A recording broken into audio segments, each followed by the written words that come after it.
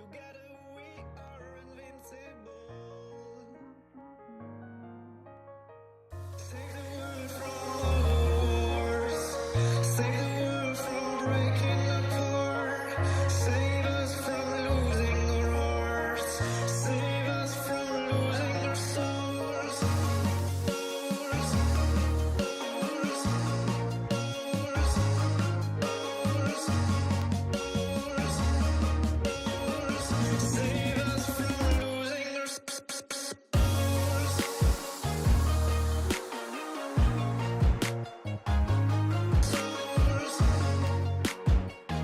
Save the world.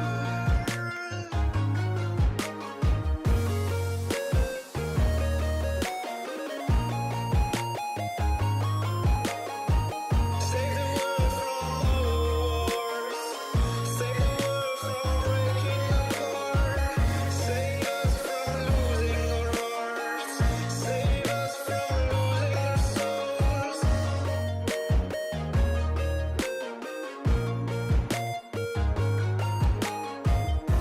Together we can save the world. Together we are invincible. Save the world from wars. Save the world from breaking apart. Save us from losing our hearts. Save us from losing our souls.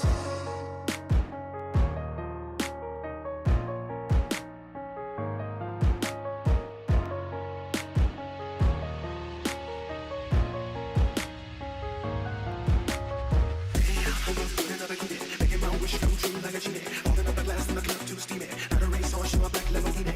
Some people might think you're sleazy. You're so fine, but you're making look easy. So much you can make a man greedy. So don't stop, go ahead and get freaky. You got me wanting to be with you. So sexy, I don't know what to do. Your curves are making my dreams come true. The way I feel should be taboo. Just be naughty, move like a bro, girl, it ain't no hobby. Looking so good, gotta tell somebody. Blows my mind when I see your hot body. Hot body. Makes me wanna fall in love. Makes me wanna fall in love. Don't stop now, just get naughty. Move like a bro, girl, it ain't no hobby. Looking so good, gotta tell somebody. Blows my mind when I see your hot body. Hot body. Hot body.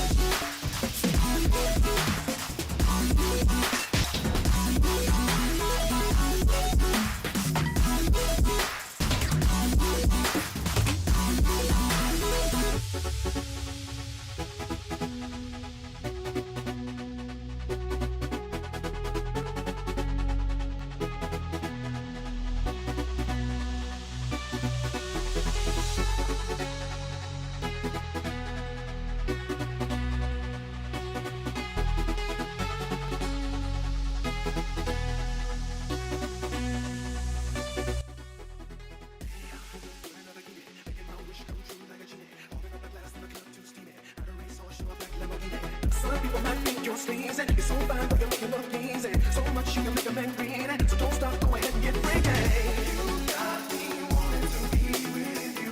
So sexy, I don't know what to do.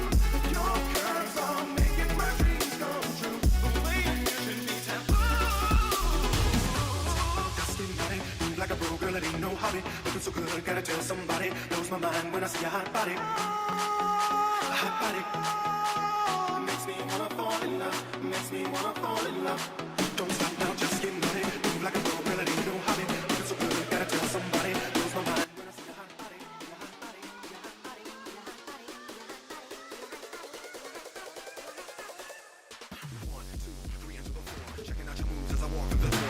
Never seen a girl like you anywhere before. Body like a goddess and show me on before. You're a soldier and you're ready for war. Got a lot of junk in the trunk, you're hardcore. I don't wanna stop, I want you to know more. Cause you got a little something I just can't ignore. So go ahead, girl, take your time. Shake it like you need a girl, let it all shine. Body like an hourglass, so this will fine. And if you wanna kick it, girl, give me a sign.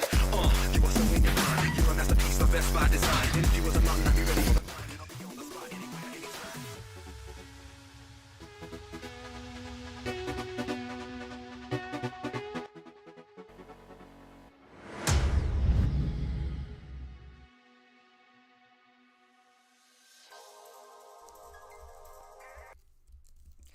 everybody. Welcome back to the Blind Press YouTube channel.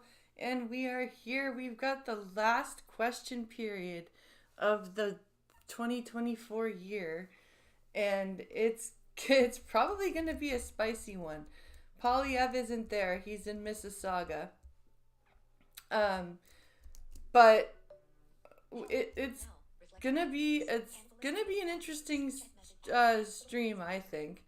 Hello, Spittlebuggies. Hello, Cannibalistic Wizard. Hope you guys are having a good Tuesday afternoon. And we are, like I said, I've got the last question period all pulled up and all ready to go. And like I said, I also recorded a video just now about Polyev and the difference between Trudeau and Polyev as leaders. And I hope it's a good video. I was happy with it. Thank you for starting to watch it, Spittlebuggies. I saw your message about being into the video. So, like, for those of you who weren't watching yesterday for the whole stream, they did not release the fall economic statement as an announcement. They kind of released it quietly. And we are $62 billion as a deficit instead of 40. So $22 billion over deficit expectations. And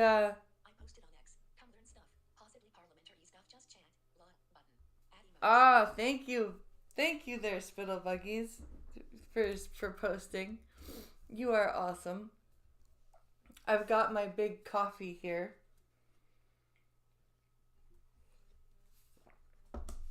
And I think what we'll do is we will start to catch up on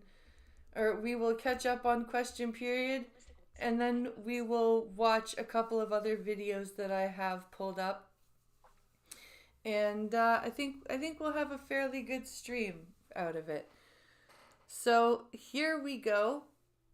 I don't really have much of an intro, unfortunately. But I would like to get started, because I don't want them to chop the stupid stream up on me like they do. So let's take a look here about oral questions. Questions orales. The honourable member for Regina Capel. Oh, we've got Pugsley Adams today. What a mess. Yesterday was a gong show at the bottom of a dumpster fire, wrapped up in a cluster.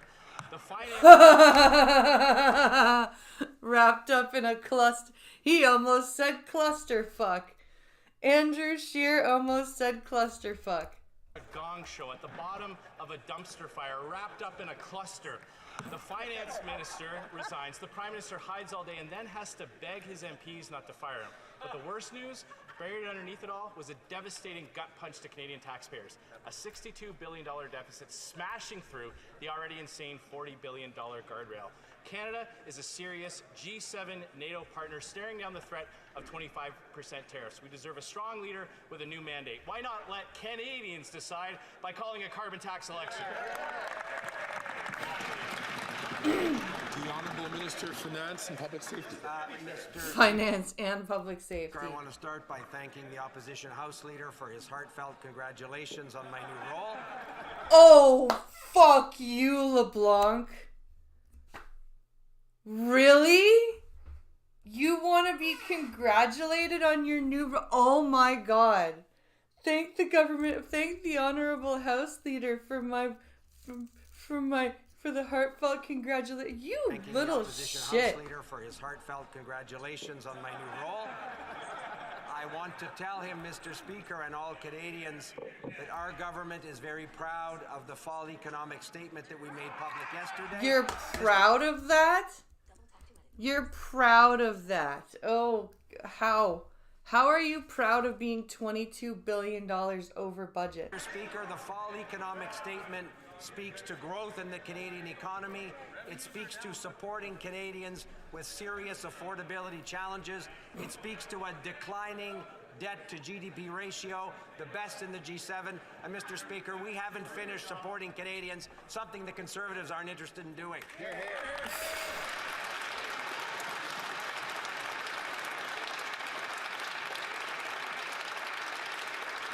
The honourable member for Regina Capel. Well, I'd like to congratulate the new finance minister for being the fourth finance minister in a 24-hour period. Yeah. Same old talking points. What they did yesterday Right? was This is like, congratulations. You are the only one that would take the job. Good for you. There you go. There's your congratulations, LeBlanc. smash through that $40 billion Holy guardrail. shit. What does that mean? It now means that Canadians have to pay back all that money with interest, and 43 cents of every dollar you earn now has to go to pay the LeBlanc tax is a burden. smarmy person. More money to Yeah. bankers and bondholders. Yeah. In fact, the government's now spending more on the interest Just a on bit. that debt than on health care. But the Prime Minister doesn't care. He doesn't worry about where the money comes from. He's never had to worry about that. So why not let Canadians decide their future by calling a carbon tax election? He's right. Trudeau never has had to worry about where the money's coming Honourable from. Minister of Finance and Intergovernmental Affairs. Mr. Speaker, Canadians expect their government to be focused on Intergovernmental affairs. What the fuck? No, he's the Minister of Safety. Mr. And Speaker, Canadians expect their government to be focused on their economic concerns. They expect their government to be focused on the real threat that 25% tariffs across the board would mean to the Canadian economy. That's the work that our government's doing. I can report, Mr. Speaker, I had an encouraging preliminary conversation with the Foreign Affairs Minister yesterday, with the Border Czar, with Mr. Holman. We look forward to working with the incoming administration on border security, something that the Fall Economic Statement generously supported yesterday. oh, please, LeBlanc. Please. I can't believe he's actually calmly saying all this stuff. The work Canadians expect us to be focused on, and we're looking forward to doing that work. The honourable member for Regina Capel. Yeah, they were so proud of that fall budget that they tabled it in the House and then ran and hid for the rest Yeah. of the day. Yeah, they literally tabled it and then effed off. There was no actual announcement like there was supposed to be. No full laying out of the statement. Well, let's recap. The Prime Minister announced $250 checks and then had to cancel them. He announced a 2-month GST tax trick that businesses say they won't implement, and the Prime Minister now says is optional. A broken immigration Yeah, system. it's now Parliament optional. It's now optional to do the GST reduction.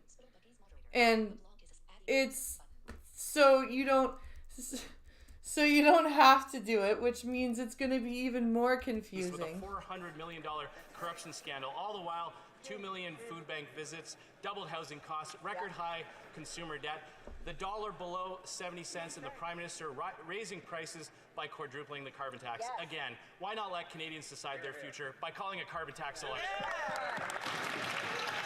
There you go. That's how much it costs for my American viewers to donate. Minister of Finance and for Intergovernmental Affairs. Mr. Speaker, as I said a moment ago, we're proud of the fiscal and economic record of this government.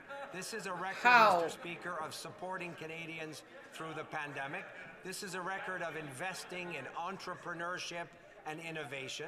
This is a record in providing, for example, Canadians with $10 a day childcare.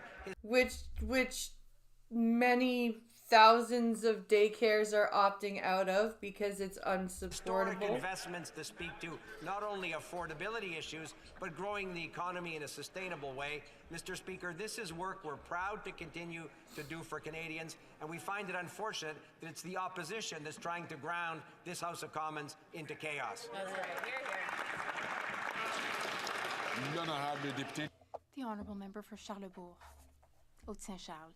Mr. Speaker, the Prime Minister has lost the confidence of his ministers, of Liberal MPs, and of Canadians, but he continues to cling to power. He and his top economic advisor, Mark Carney, forced the former finance minister to blow past her already out-of-control $40 billion fiscal guardrail, which was already out of control, as I said, and forced her to run a whopping $62 billion deficit. This Prime Minister has added more to the national debt than all Prime Ministers before him combined. That's not wrong. This is historically the largest debt Canada has ever had, even in like wartime or Great Depression time. It's bad. We are out of control with our spending. This profligate spending contributes to inflation. People are suffering. When will he call an election? The Honourable Minister of Finance. Mr. Speaker, the fall economic statement was tabled in the House of Commons yesterday. It is an economic statement which talks about economic growth and supporting Canadians through difficult times with a high cost of living. That you all caused. The economic statement also discusses our responsibility to use taxpayer money and responsibly, to spend it responsibly. And, Mr. Speaker, that is exactly what we will continue to do, all while keeping an eye on exactly what support Canadians need from... Hello, Fury Kitten.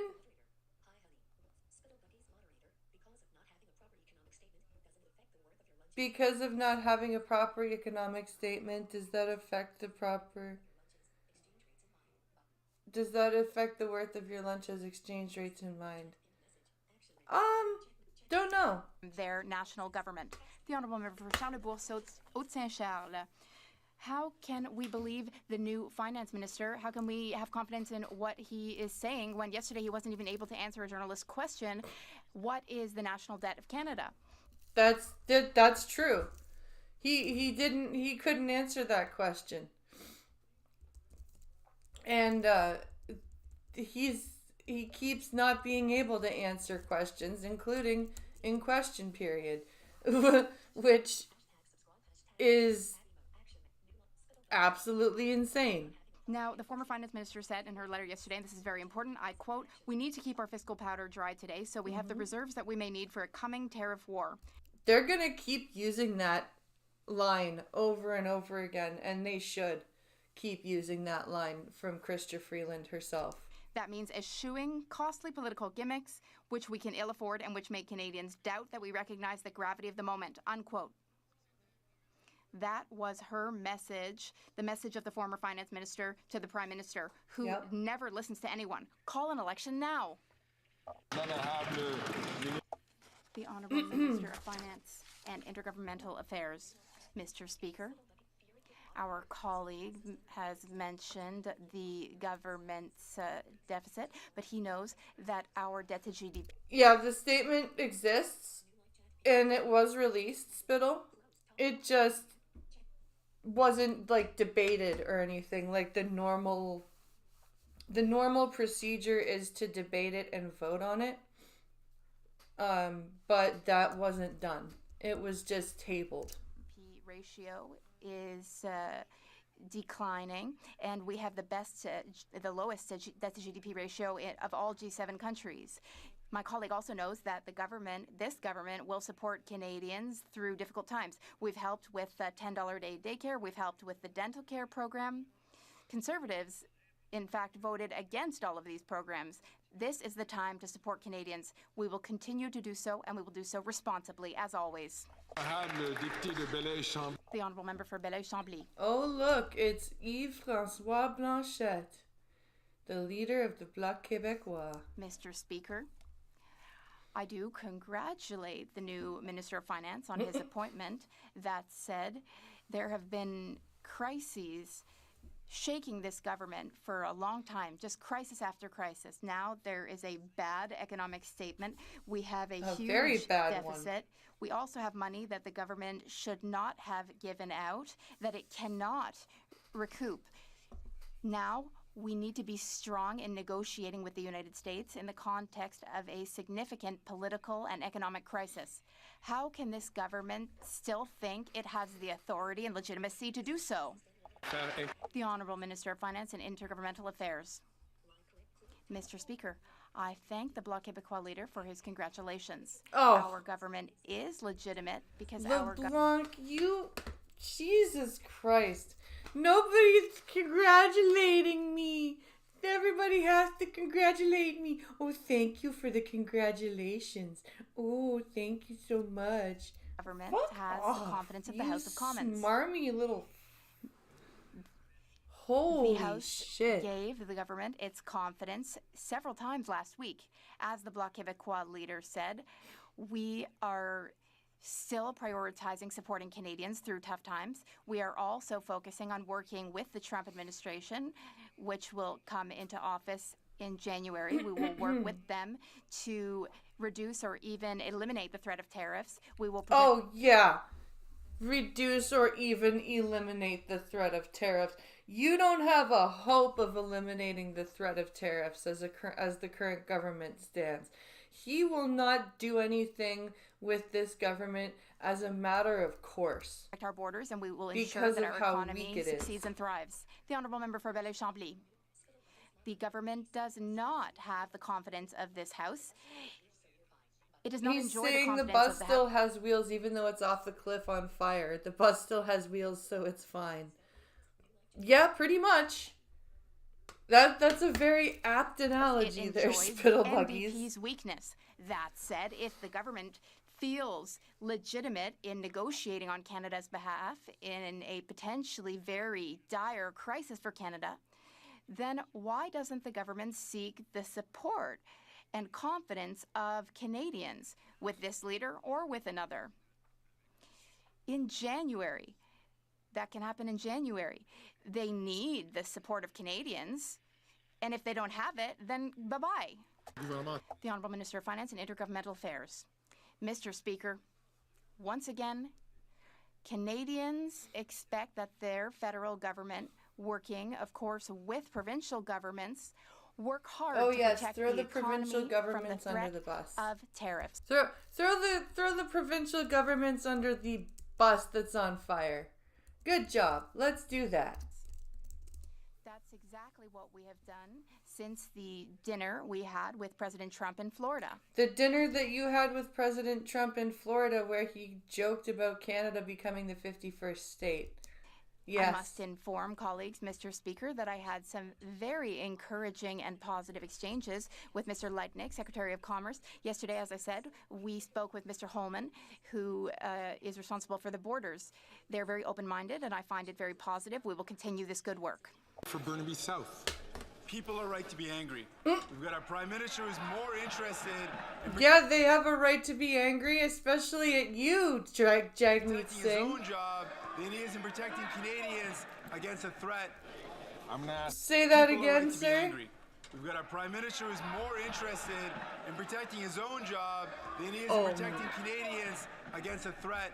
You mean you? You mean like you are interested in protecting your own I'm job? going to ask the honourable members, in particular the honourable member from Miramichi Grand Lake and the member from Dufferin Caledon, please, to not Fergus take their sounds like voices. he's getting I'm sick. going to invite the honourable member from Burnaby South to start his question again.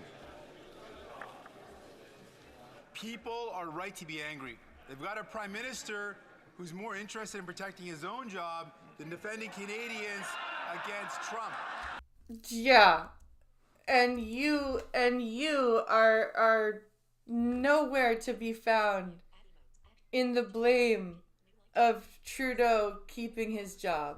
We've got a Prime Minister who's failed to defend workers from rich CEOs like the Conservatives love, who continue to rip off Canadians and drive up the cost of food and homes. The Prime Minister has failed. For New Democrats, it's always workers first and not CEOs. And Wow. not CEOs who the Conservatives want to defend.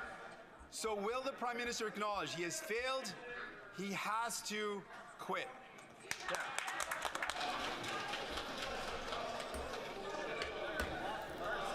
Order, please. Order, please. Everybody, please stop talking. I can barely talk myself. The honourable minister, and leader of the government in the House of Commons. Thank you, Mr. Speaker. Mr. Speaker, This House voted in confidence of this government just last week on multiple occasions. Mr. Speaker, we have important work to do on behalf It voted in confidence because Jagmeet Singh made his party members do so. Canadians. We have a very important relationship to manage with the United States at a pivotal time, Mr. Speaker, and that is exactly what this government is focused on doing. Thank you, Mr. Speaker. L'honorable député de Burnaby-Sud. The honourable member for Burnaby South. Based on protecting CEOs to the harm of workers. Le Premier The Prime Minister is working harder to defend his own job than to defend Canadians from Donald Trump's threats. The Prime Minister failed to defend workers from CEOs who are taking all the money. This Prime Minister needs to protect workers, not CEOs. The Prime Minister has failed. Will he resign? The Honourable Government House Leader. Mr. Speaker, the NDP leader knows full well that last week we earned the confidence of this House. Yeah, the NDP leader knows full well that last week he voted in confidence of this government. So why is he talking so much smack? Always works to protect Canadians. Karina's got some balls there, pointing that out. Now, we're focused on that. And we are focused on properly managing our relations with the United States. Thank you, Mr. Speaker. Yesterday, the fall economic statement confirmed Hey, the Melissa finance Landsman. minister, the budget officer, and the Globe and Mail already told us that this weak and now wounded prime minister hijacked the statement to drive Canada through the fiscal guardrail and over a cliff. $62 billion in overspending. That's 50% higher than their own target set just months ago. They told us over and over again that the deficit wouldn't exceed $40 billion. Simple question. Which is already insane. Can you imagine? $40 billion for a country of 40 million people. That's a large deficit. Mislead Canadians again. Yeah, way to go, The Honourable Minister of Finance and for Intergovernmental Affairs. Mr. Speaker, far from misleading Canadians, the government thinks it's important to be transparent in terms We didn't lie to you. We told you that the budget. We didn't lie. We tabled the budget. We showed you that there was a deficit. We didn't lie. Government. That's why, Mr. Speaker, based on legal advice and accounting practices, the government booked contingent liabilities that increase the initial debt, a deficit projection to the level that my colleague referred to. Mr. Speaker, this is about righting historical wrongs with Indigenous peoples, something the previous government, Conservative government... That was last week. The NDP seemed to be publicly event, but privately for the government. Yup.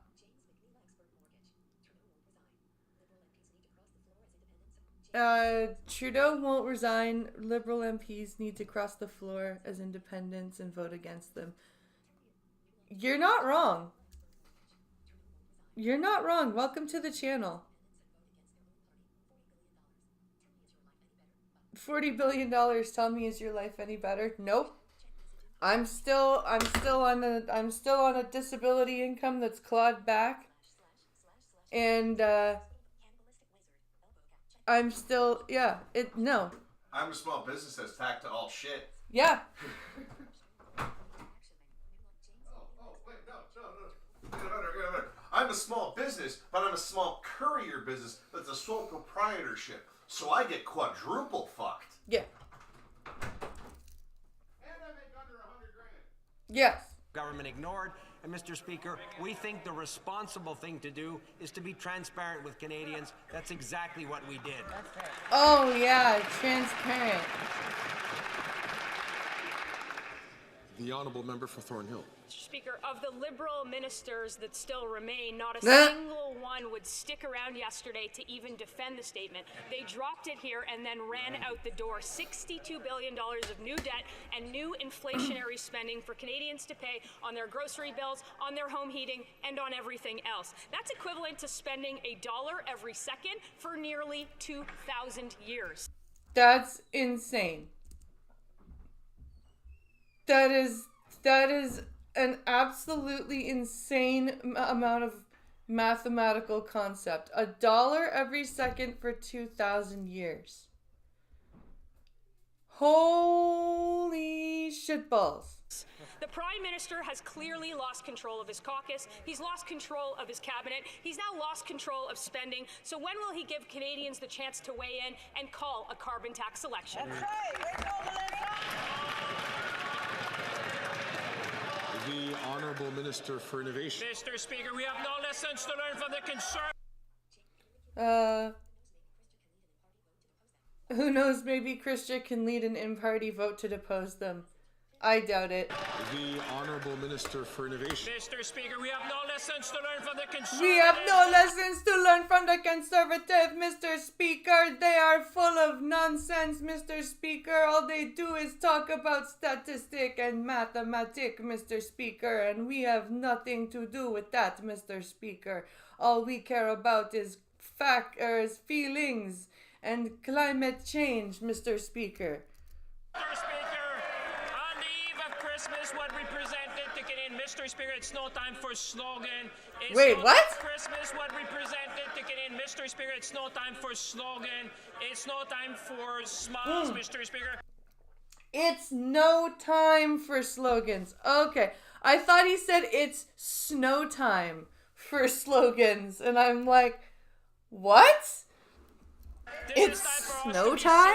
Okay. What the Minister of Finance presented yesterday was a fall economic statement which is focused on growth, investment in our workers, investment in our industry, and investment in Canada. Mr. Speaker, you know what? Because confident country invest in themselves, something that the Conservative could not understand. We'll stand for Canadians, we'll stand for Canada on this side of the House.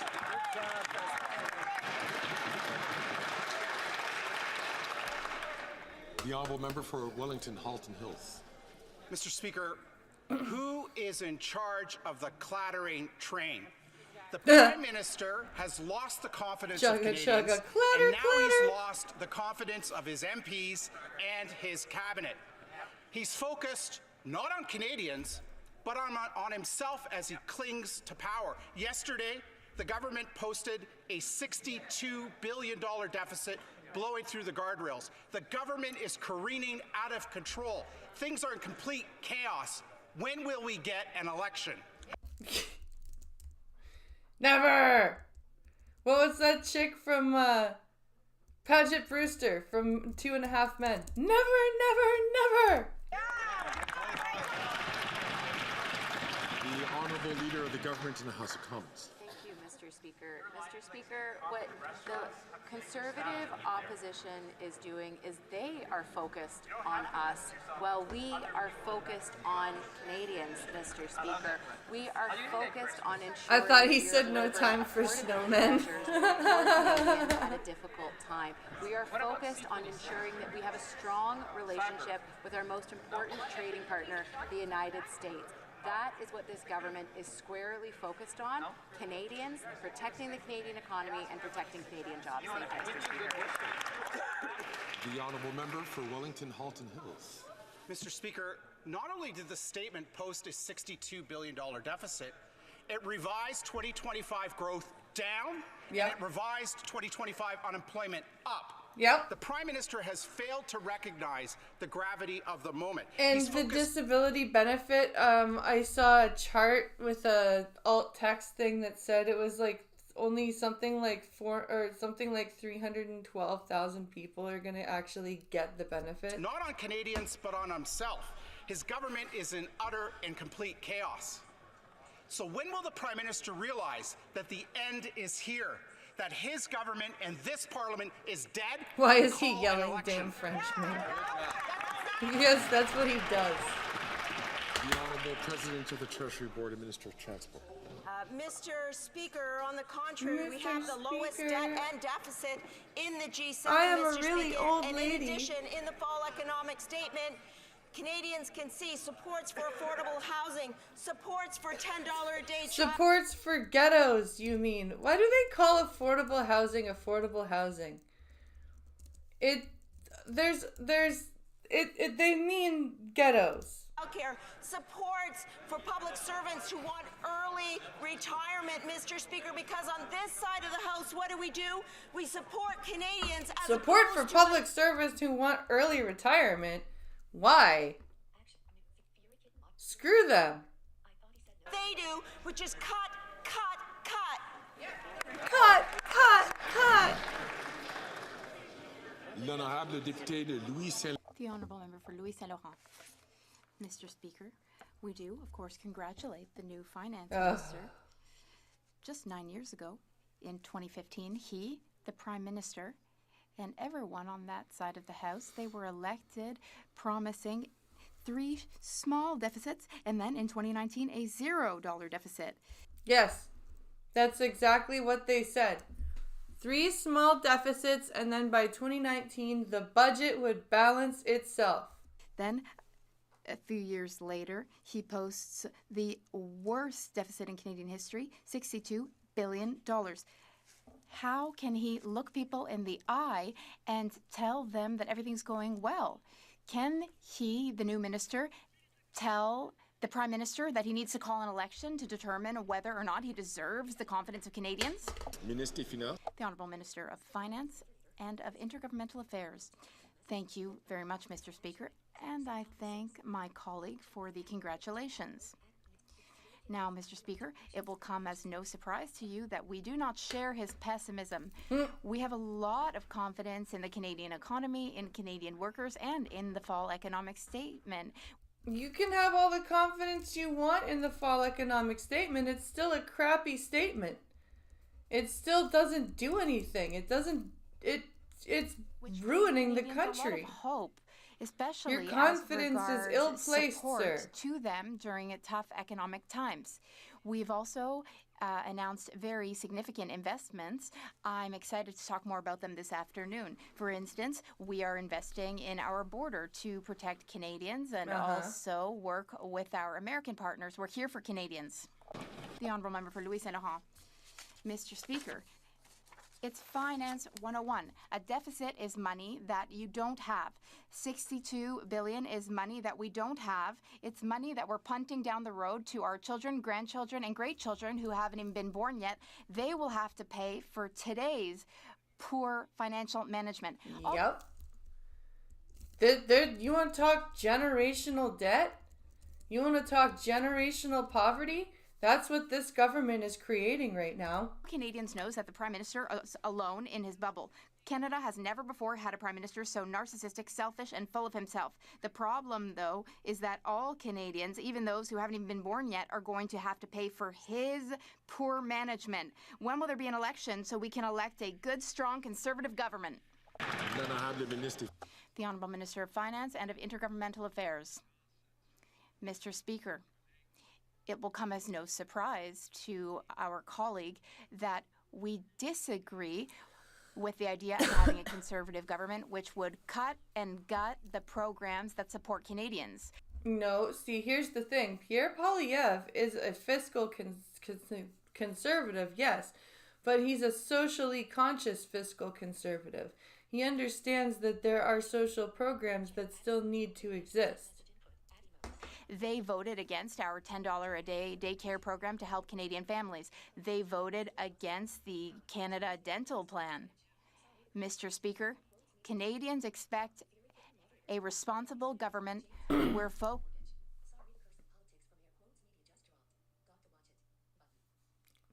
No worries, James. I have confidence that I can still trust a fart, however. Focused on supporting Canadians through economically, financially challenging times. This is what our government is doing.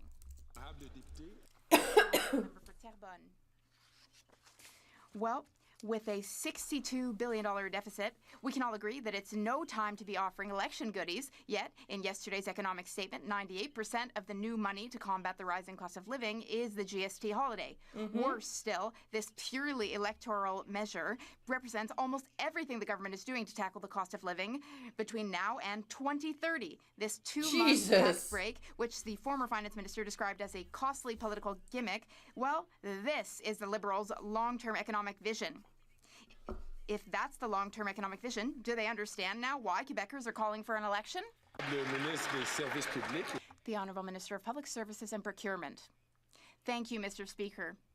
We know that the Bloc Québécois and the Conservatives have been talking about elections and only elections since December. Yeah, it is December. Do you mean last December? And yes, because you guys have ruined the country. They want an election so we can fix the country. We have been supporting Canadians and Quebecers since 2015. That's no, you haven't. For example, we put forward the Canada Dental Care Plan. It helps 1 million. Yeah, you put it forward Quebecers. This year. It gives them dental insurance that most of them never had before. Unfortunately, both the Conservatives and the Bloc Québécois insist on being against the Canada Dental Care Plan, and in fact, the Conservative leader claims it doesn't even exist. The Honourable Member for Terrebonne. Mr. Speaker, it's very simple. The Quebecers, in fact, never wanted the GST holiday. No, nobody did. Nobody wanted the GST holiday.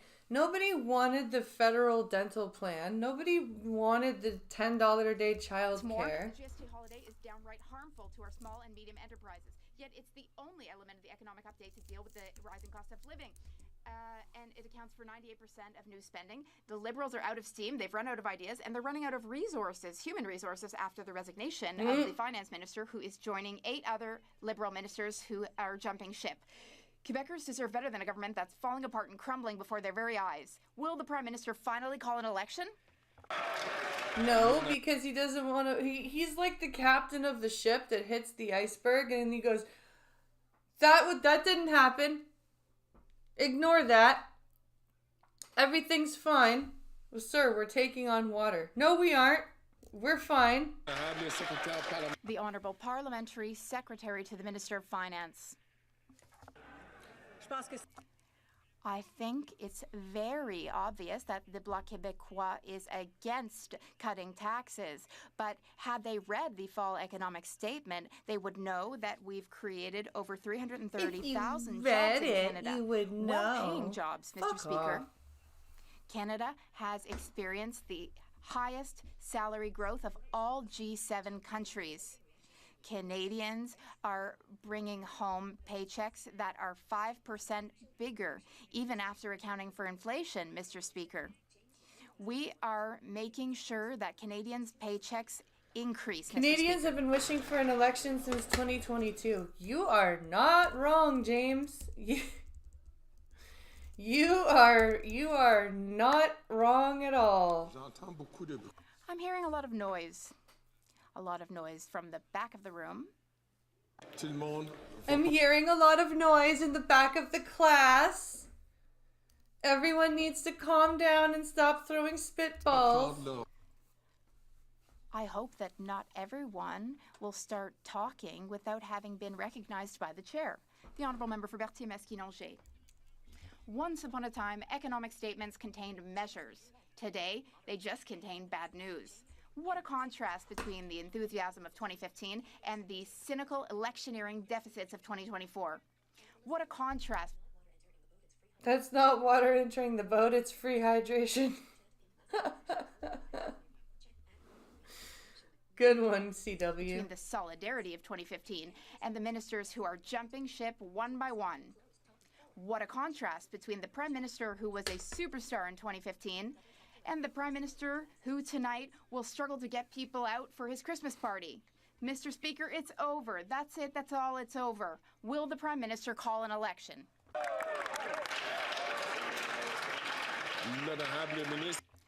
The Honourable Minister of Innovation.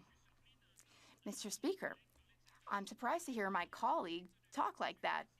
In the fall economic statement, if he had in fact taken the time to read it, there are significant investments for Quebec in the statement. For example, artificial intelligence, which will be for example, Skynet.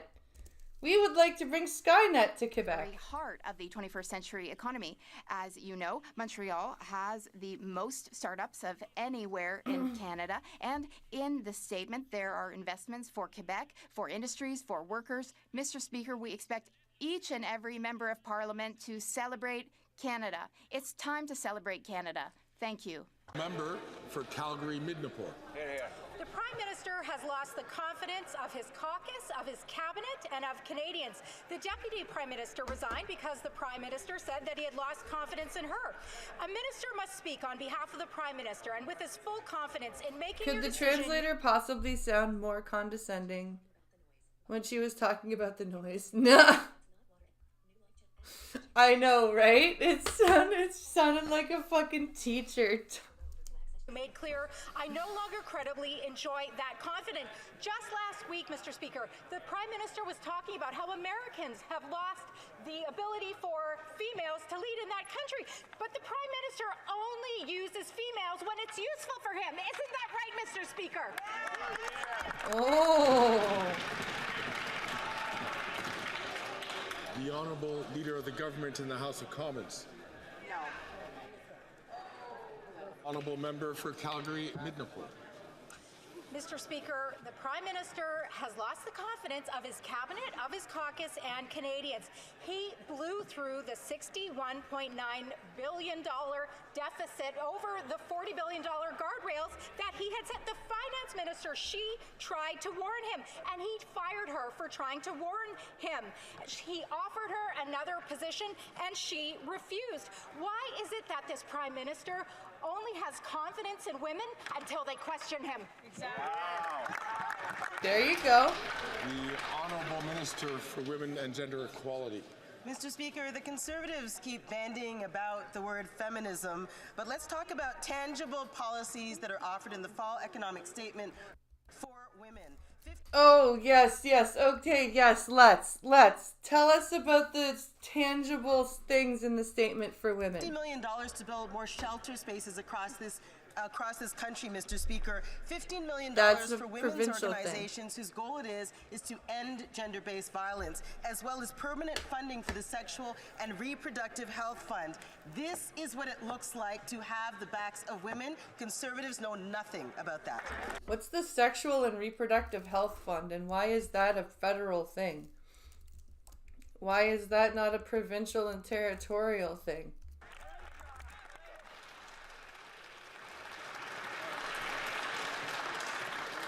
The Honourable Member for Kelowna Lake Country. This Prime Minister has lost confidence of his cabinet, of his Liberal MPs, of Canadians as he clings to power. Hours before she was set to release the fall economic statement, the former finance minister quit, saying, quote, "On Friday you told me you no longer want me to serve as your finance minister and offered me another position in cabinet," unquote.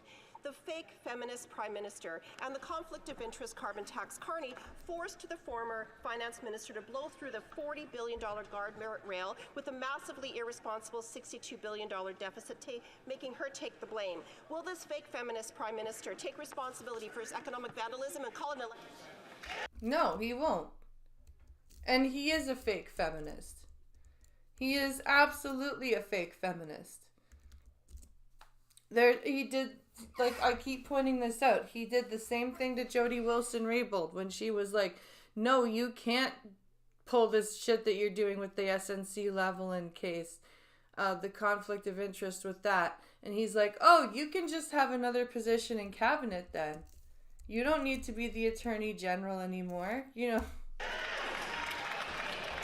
The Honourable Minister for Women and Gender Equality.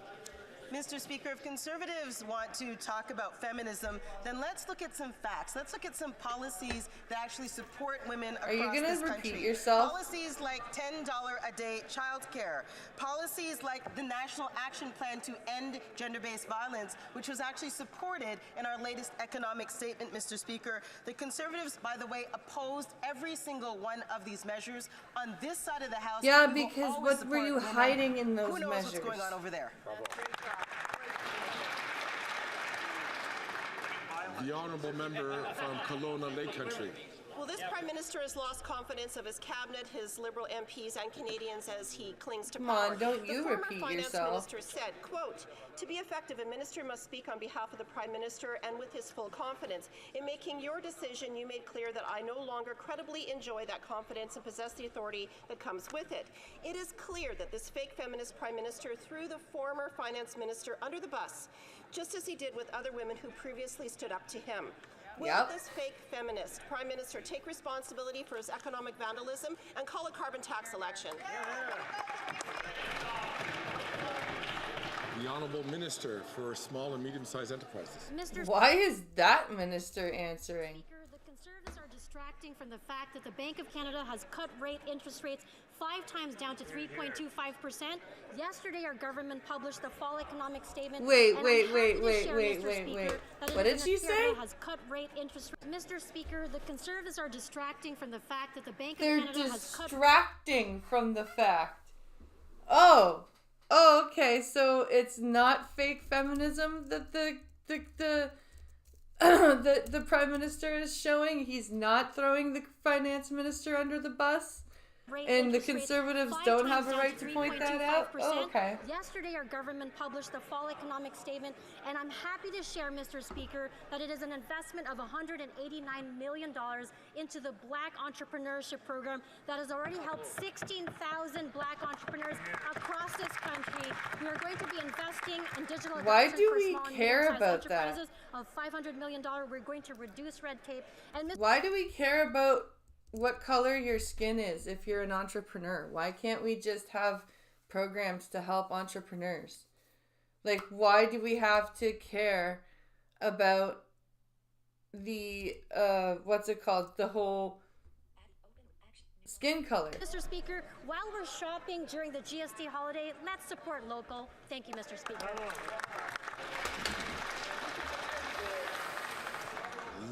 The Honourable Member for Vancouver East. The caregivers pilot programs expire back in June. The minister promised caregivers permanent residence on arrival. 6 months later, no information, no application process has been released. Wait. What do you mean they promised caregivers permanent residence on arrival? Are we talking about family that is coming from overseas to be caregivers? Are we talking about, like, what are you, this question is already based in a very vague about this new pilot. Given manner. the Liberals' about-face on regularization and scapegoating of migrants for their failures, caregivers are really concerned that their hard-fought promise of landed status on arrival will be forgotten. Will the minister deliver on this promise and open the pathway for applications by January 1st, 2025, or will this be another Liberal broken promise? Yeah. The Honourable Minister for Immigration, Citizenship and Thank you, Refugees. Mr. Speaker. Caregivers are extremely important to this country and to the care that they provide to our most vulnerable. We are still tracking to launch this, and clearly this is a priority of the government. This is on track. We may have some modifications to make, but this is still a high priority of the government. Thank you.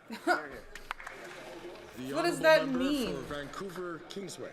The Liberals' economic update failed to recognize the reality facing working Canadians. It failed to address the housing crisis. It failed to address the healthcare crisis. It failed to address the youth jobs crisis.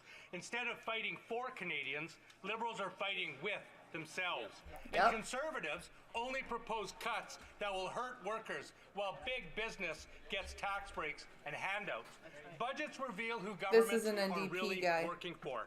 Why are Liberals, like Conservatives, working for CEOs while ignoring everyone else? The Honourable Minister of Health. Well, thank you, Mr. Speaker. That's and that a honourable strange- member would know because we worked very well together to create a national pharmacare plan that's going to make sure that Canadians everywhere have access to the medication they need. And it builds upon a Canadian advantage that we need to maintain, an advantage that sees Private Canadians insurance exists. Provincial disability insurance exists. There is plenty of ways for people to get free medication. We don't need federal pharmacare than they do in the United States. The lifespan that we enjoy is every bit as important as every other measurement, and the advantage that we have in health cannot be lost. We must continue to drive forward and transform it. You guys are making seniors suffer, so why is that lifespan any good? The honourable member for St. John's East. Mr. Speaker, last week the government of Newfoundland and Labrador and Quebec announced a historic agreement on Churchill Falls, as well as an agreement to develop the Gull Island project and upgrade other hydroelectric assets. This deal has the potential to transform Newfoundland and Labrador, create tens of thousands of jobs, and sweeping economic spin-offs. Can the Minister of Rural Economic Development inform Canadians how our government helped create the economic conditions to make this deal possible? The Honourable Minister for Rural Economic Development. Speaker, after decades, Newfoundland and Labrador and Quebec have signed an historic agreement that will have huge benefits Wait, for all. didn't they just... Why is she repeating what the person just said? This is why I hate softball questions from the sitting parliament. That, along with the investment tax credits for net zero projects, help create the conditions for this agreement to make Newfoundland and Labrador an economic and energy powerhouse. I congratulate both premiers on this historic deal, and I can't wait to see the shovels in the ground. Hear, hear. The honourable member for Brantford-Brant. Mr. Speaker, this Prime Minister has lost confidence of his cabinet, his caucus, and all Canadians as he desperately clings to power. Yesterday, the Liberals dropped their fall economic statement and literally dropped ran it like a deuce. A $62 billion deficit, missing their target by a whopping 55%. The end result?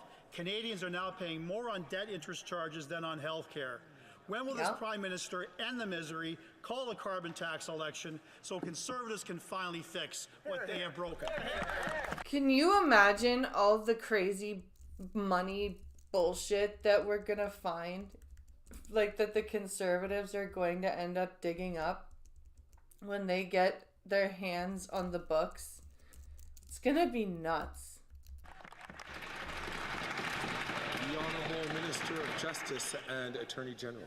Mr. Speaker, I want to take the opportunity to inform the Justice critic that, in fact, in that fall economic statement, he would have seen a series of measures that address community safety in our communities across the country. He would have seen measures that crack down on auto theft. He would have seen stricter bail and sentencing provisions. He would have stricter bail incentivizing for what?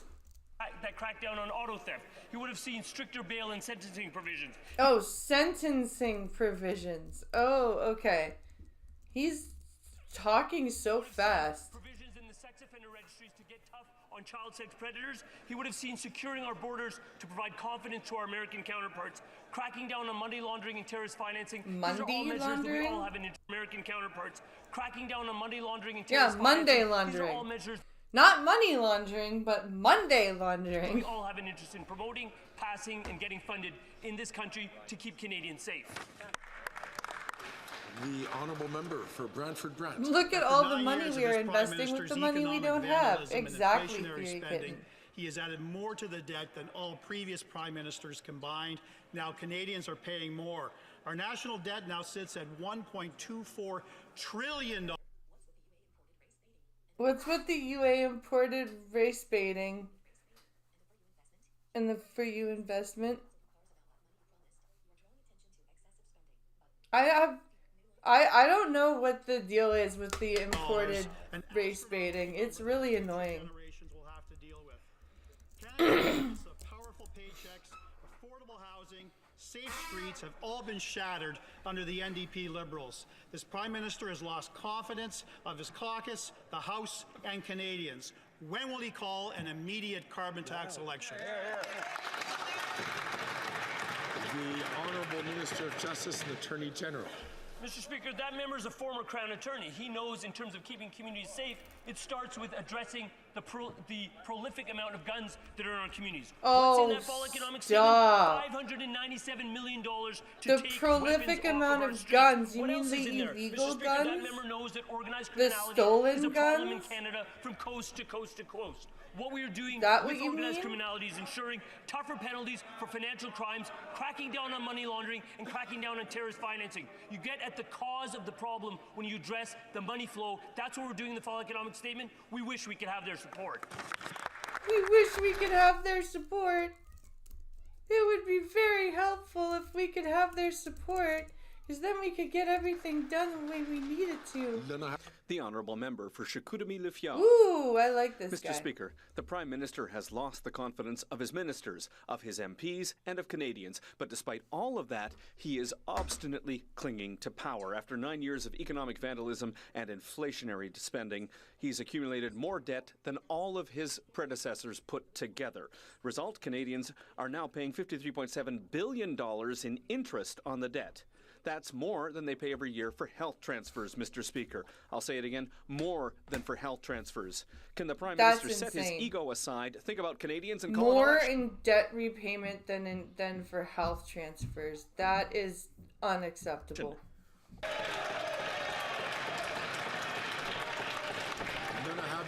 The Honourable Minister of the Environment and Climate Change. Mr. Speaker, I would invite my colleague to read the fall economic statement, because if he were to do that, he would see that Canada is in a particularly good financial position compared to all of its G7 counterparts. They're expecting great economic growth next year. We've signed an agreement with the government of Quebec for hundreds of millions of dollars to help the forestry sector in his region, Mr. Speaker. The Conservatives hadn't said a word about that. When it's time to help Canadians, they are never present.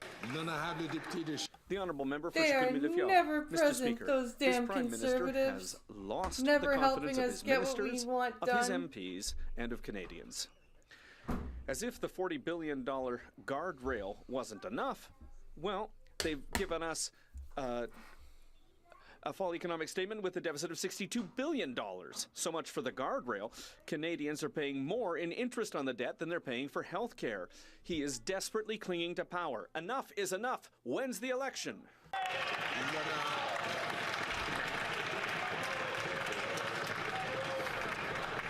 The Honourable Minister of the Environment and Climate Change. Thank you, Mr. Speaker. More good news for Quebecers today with the publication of the Clean Electricity Strategy. That's hundreds of millions of dollars that are going to be invested in collaboration with Hydro-Quebec, with the Government of Quebec, and with businesses to develop the electric system that we'll need for the future to decarbonize our transit sector, to decarbonize industry and buildings. That's how we're going to build the economy and the jobs and the Canada of the 20th. I hate when they say that, decarbonize. It's like as if carbon isn't something that we actually require in the atmosphere. First century. The Honourable Member for Beauport, Côte-de-Beaupré, Île-d'Orléans, Charlevoix. Well, we don't need more than 30 seconds to tell you what the Liberals' record is. The Prime Minister just did one thing this fall, and that's buy time. He bought time by letting the Conservatives paralyze work in the House without ever trying to negotiate a way to get out of this impasse. He bought time with his vote-buying gimmicks. He bought time, and he's continuing to buy time today since his finance minister quit. Yep. And it doesn't matter what's going on, he buys time. But does he not realize that by doing nothing other than buying time, he's lost the respect of Quebecers?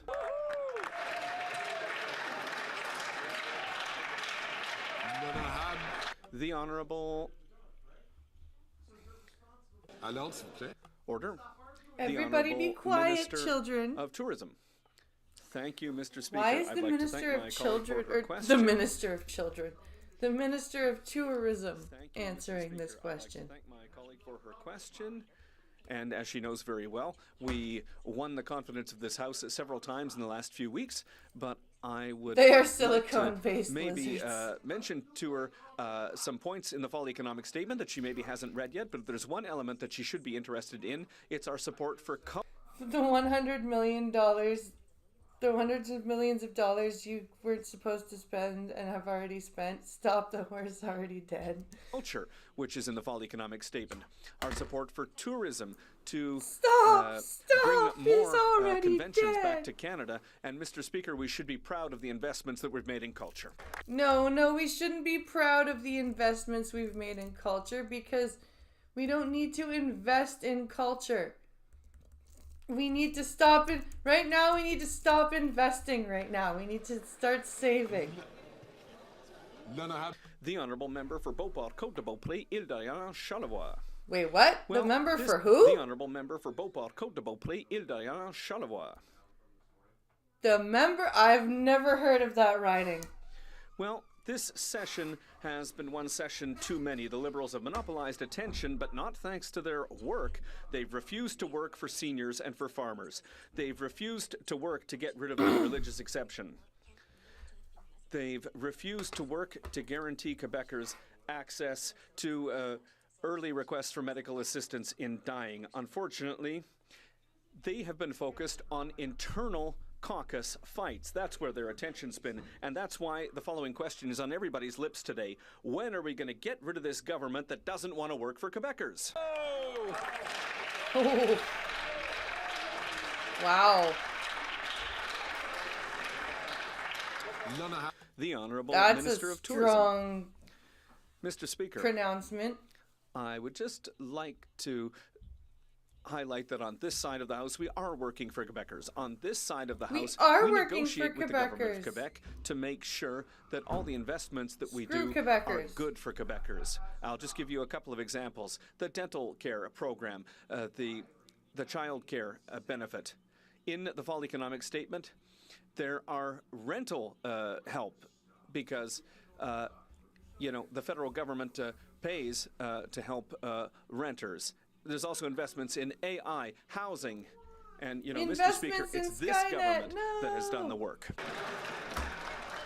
The honourable member for Leeds, Grenville, Thousand Islands and Rideau Lakes. This week, Liberal Prime Minister has lost the confidence of his cabinet, of his Liberal MPs, and of Canadians, but he still always clings invest to in power. culture. Yesterday, the economic statement from his phantom finance minister, Carbon Tax Carney, posted a $62 billion deficit, which is absolutely devastating for Canadians, and they tried to pin it on the finance minister, and she quit in protest. Yep. Canadians have had enough of these dirty Liberal... Like I keep saying, as much as I hate Chrystia Freeland, good for her for quitting. Good for her for saying, no, screw this, I'm not putting up with it, and quitting. Backroom deals where Carbon Tax Carney gets all of the power but has none of the accountability. When will these Liberals call a carbon tax election? Because Canadians just can't trust them. The Honourable President of the Treasury Board and Minister of Transport. Mr. Speaker, rather than talking down Canada, let's stress the facts. Inflation has come down to 1.9%, Mr. Speaker. She sounds so out of it. She's like the G7. Minister for Children and Social Development. Numerous measures to She's support like, businesses Mr. and families Speaker. in Canada, including $10 a day childcare. She's going to give rise to 300,000 jobs, Mr. Speaker. 300,000 jobs? How many of those jobs are recovered? How many of those 300,000 jobs already existed before? Or were part-time that were made into full-time or vice versa? A prudent fiscal outlook, something the Conservatives could never claim to do. Vive le Canada! Investment in stopping AI, not investment in creating another AI, I hope. Thousand Islands and Rideau Lakes. Just like the 9 years of failures of this NDP Liberal government, Canadians have lost confidence in this Prime Minister, and they showed it last night with the overwhelming majority election of Tamara Jansen in Cloverdale, Langley City. Yeah, there was that by-election in BC. That was pretty decisive. Where the Conservatives won the by-election last night. The Phantom Finance Minister with a crazy low voter turnout too. deficit that Canadians are going to be paying for generations. These Liberals have absolutely lost control, and this flailing Prime Minister doesn't have the confidence of his cabinet, of his caucus, of Canadians. When's he going to call a carbon tax election?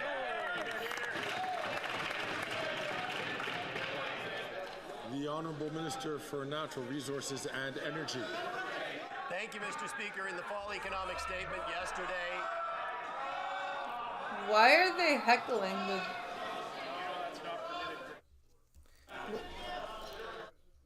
Why are they heckling the natural resources guy?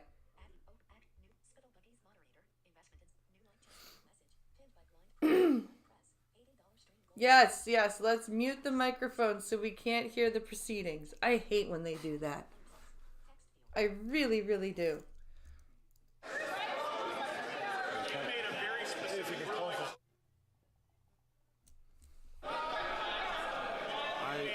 What did he say? Order. Tax generations. These Liberals have... The Honourable Minister for Natural Resources and Energy. Thank you, Mr. Speaker. In the fall economic statement yesterday. Point of order. What did the other guy say? When's he going to call a carbon tax? Confidence.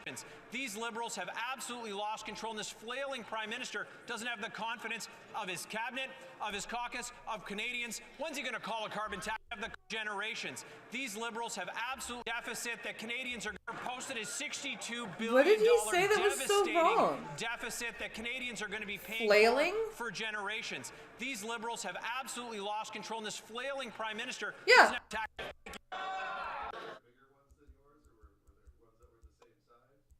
Order. So what, he said flailing?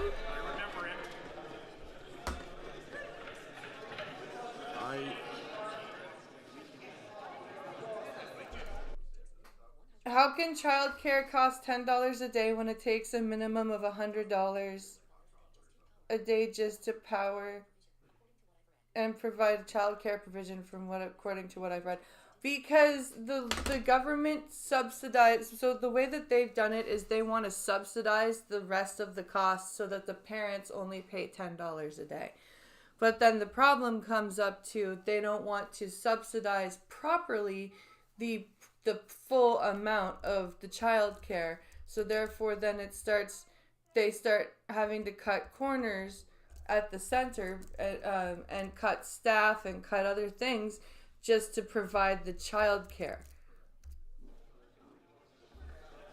It's important for all members to ensure that they, especially male members, there are particular rules in terms of dress that is in this place.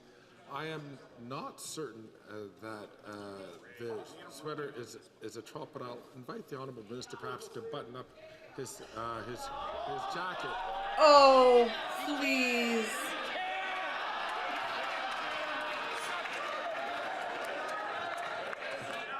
Today, Mr. Speaker, we actually celebrate the 125th anniversary of the Canada Forest Service, which is something that I think all parliamentarians should be able to support. Mr. Speaker, in the fall economic statement were investment tax credits related to electricity production.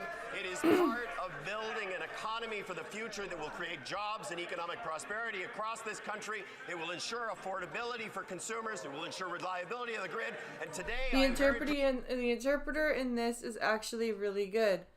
Yeah, he is. Hello, Sparkly Raindrop.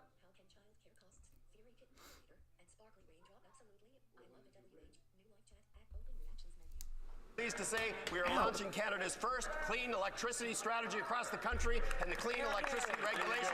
It is an important day for Canada. It is an important day for Canada. The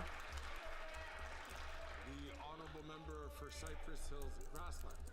The Prime Minister has lost the confidence confidence of his cabinet, his Liberal MPs, and Canadians as he is desperately clinging to power. He forced the finance minister to join the ghosts of ministers past in favor of Phantom Finance Minister Carbon Tax Carney because they thought that her massive deficit wasn't big enough. With all the chaos he has caused around him, the Prime Minister's own inner circle is abandoning him. He went to the Governor General yesterday to appoint Carney's placeholder, but why didn't he go one step further and just call a carbon tax election? Because that would mean he would have to admit defeat.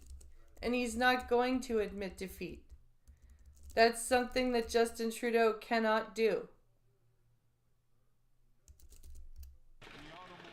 For Natural Resources and Energy. Mr. Speaker, another element of the fall economic statement yesterday was the launch of the Indigenous Loan Guarantee Program. That will make the Indigenous Loan Guarantee Program. Does that mean people like Randy Boissonneau are guaranteed Indigenous loans? Partners in projects across this country. It is part. Huh?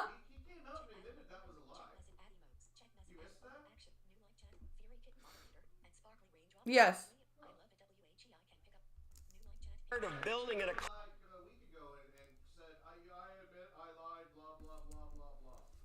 Economy that is inclusive and prosperous on a go-forward basis. On the other side of the House, we have a group that actually are a bunch of climate skeptics and climate deniers who have a plan for the economy that is based on the 1960s and looking backwards. On this side of the House, we are building a future for Canadians. Why is that guy so weird and flaily? Like, he smacks the podium so much. The honourable member for Aurora Oak Ridges, Richmond Hill. Thank you, Mr. Speaker. We live in an increasingly virtual world, and it's our job to ensure that this online space is safe for our children. This is a Bill C-63 question. That's why our government introduced a plan to do exactly that in the Online Harms Act. Unfortunately, the Conservatives are blocking this important legislation. Yes, because the Online Harms Act is more like a Don't Talk Back to the Government Act. Their obstruction means that children, women, and minority groups remain in danger. I'm appalled that the Conservatives won't put Canadians before partisan politics and work with us. Can the Minister of Justice explain the consequences we face? With the correct top, those weren't defacing, by not passing the Online Harms Act. Thank you. For the second time today, I'm going to ask the honourable members from Grand Lake, Miramichi Grand Lake, and from Dufferin-Caledon to please not take the floor unless the Speaker recognizes them. The Honourable Minister of Justice and Attorney General. Mr. Speaker, last week in this place, the Conservatives blocked the child protection measures in the Online Harms Act from advancing. Worse still, the Conservatives have vowed that if we succeed in passing this legislation with the help of the Bloc and the NDP, they will actually reverse it at the earliest opportunity. Yes, because there are so many overreaching things in the freaking bill that it needs to be repealed. Also, you need to just keep kids offline, period. Don't punish the adults on the internet. Just keep the children off the internet. What does this mean? That means if we get child sex abuse material off of the internet, do what Australia did. They took power, they would put it back on, Mr. Speaker. I wish I could make this up. That position is morally bankrupt. What I would say is that when you claim to morally care about victims bankrupt, of abuse, eh? you need to stand up for victims of abuse. I would ask them to please do that. I'd like to apologize to the honourable member from Miramichi Grand Lake. Apparently he was not the person who had spoken out, not recognised by the term. The honourable member from St. Albert, Edmonton. Mr. Speaker, the Prime Minister has lost all control. Not only has the Prime Minister long ago lost the moral authority to govern, the Prime Minister has lost his ability to carry out the basic functions of governing with the shambolic spectacle of his finance minister resigning hours before she was scheduled to deliver the government's fall economic statement. This is a government in complete and utter chaos. When will the Prime Minister admit that he has lost all control and call a carbon tax election?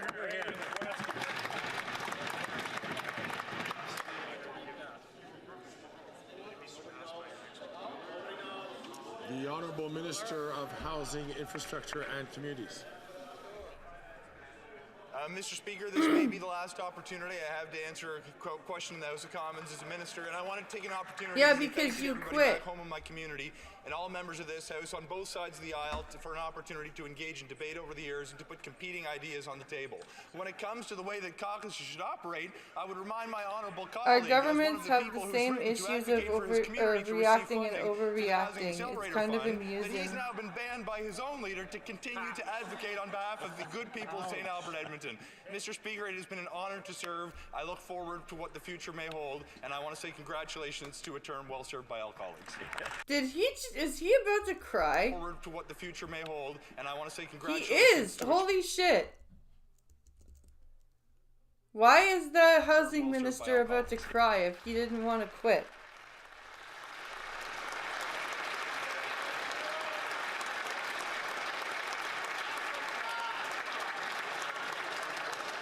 The honourable member for St. Albert, Edmonton. Mr. Speaker, the Prime Minister has lost the confidence of Canadians, lost the confidence of many of his MPs, and yesterday he lost the confidence of his Finance Minister. And no wonder, because after 9 years, this Prime Minister has broken everything. He's broken our borders, broken immigration, broken housing, and broken the budget.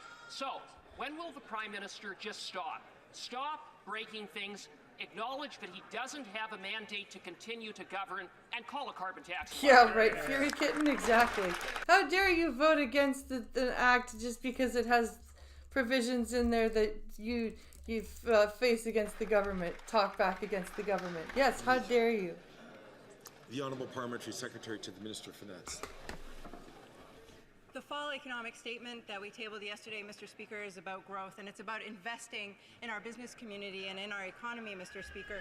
The accelerated capital cost allowance will ensure that Canadian businesses stay on this side of the border, stay in Canada, that our creation of jobs will continue to increase. 330,000 jobs were created in the last year alone, and these are good-paying jobs, Mr. Speaker. Even accounting for inflation, salaries have risen by 5%, the highest in the G7, Mr. Speaker. We're ensuring that Where Canadians is that bring home shown? Stronger paychecks and better jobs. The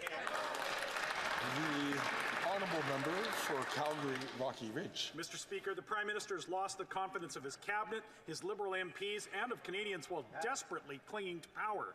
Yesterday, they found a random Liberal minister to table the disastrous fall economic statement after he fired his finance minister, who wouldn't sign off on smashing through her $40 billion fiscal guardrail, all in order to make room for phantom finance minister Mark Carney.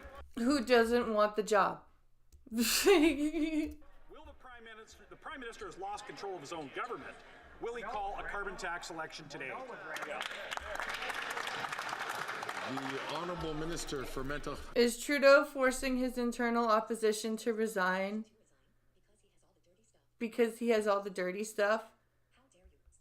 I don't know. Maybe. And addictions.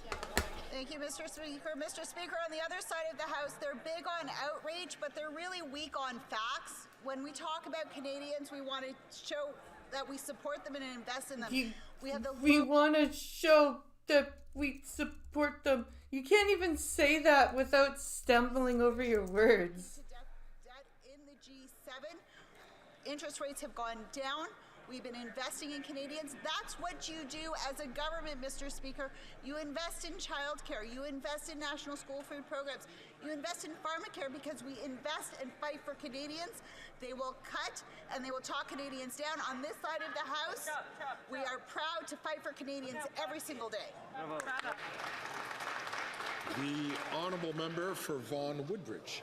Mr. Speaker, children in Canada need protection from online harm. Oh, the abuse that occurs Jesus online Christ. is endangering our kids, and it's time we act to prevent more families from being harmed. Our government has risen to this challenge, putting forward a plan to help parents and children. C-63, the Online Harms Act. I bet Singh is on a list. That's why he's not calling for a vote.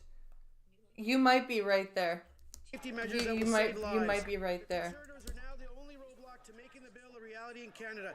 Mr. Speaker, the safety of our children should not be political. Won't Can the somebody Minister of Justice please please think of the discuss the importance children? of this critical legislation and why we need it passed Help now? us make sure that people can't talk about us. And we're going to use the children as cudgel. This legislation will literally save children's lives. I find it very difficult how the official opposition Conservatives can bear being the only party in this House obstructing the advancement of this legislation. I would share a question that was posed at committee by a mother whose child suffered horrendous abuse. She asked, quote, "What kind of person doesn't want to protect the future of our children or grandchildren?" End quote. Mr. Speaker, once again, I implore the official opposition to look beyond their self-interest and look at these parents and their children in the eye who need help. It's time we pass the Online Harms Act with unanimous consent. It's time we pass. No, it's time we pass the Keep Kids Offline Act with unanimous consent. Order. The honourable member for New Westminster Burnaby. Mr. Speaker, Canada has a shortage of family doctors. It's an acute crisis that is getting more and more severe each and every day. The Liberals seem to be focused on their own internal problems while parents are looking to get care for their sick kids. The former Deputy Prime Minister said as much yesterday when she resigned. And the Conservatives, sadly, just want to cut health care, cut health services. A lot of them are formed from the Westminster system or heavily influenced from it.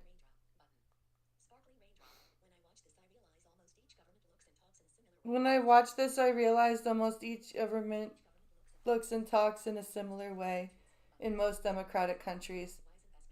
Yeah, it's true because a lot of the people follow British common law. Even the United States. The emergency. What is the Liberal government's plan to address this shortage and make sure we have more family doctors now in Canada? The Honourable Minister of Health. Well, Mr. Speaker, what we have done is signed agreements with every province and every territory.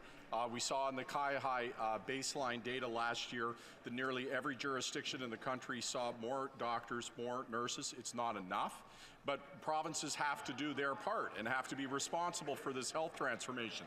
But I'll tell you, there's something huge this Parliament can do, and that's pass Bill C-72, which is a connected care legislation. Just one example of allowing something like AI Scribe to be used in our system would create the equivalent of 1,000 new doctors in a very short period of time. No, thank you. No, thank you. I don't want AI prescribing fucking anything.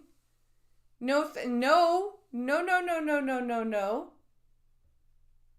That is not a thing that I am okay with. I would like a real person prescribing me my pills, care please. Can open up new avenues of care, and that's something this Parliament can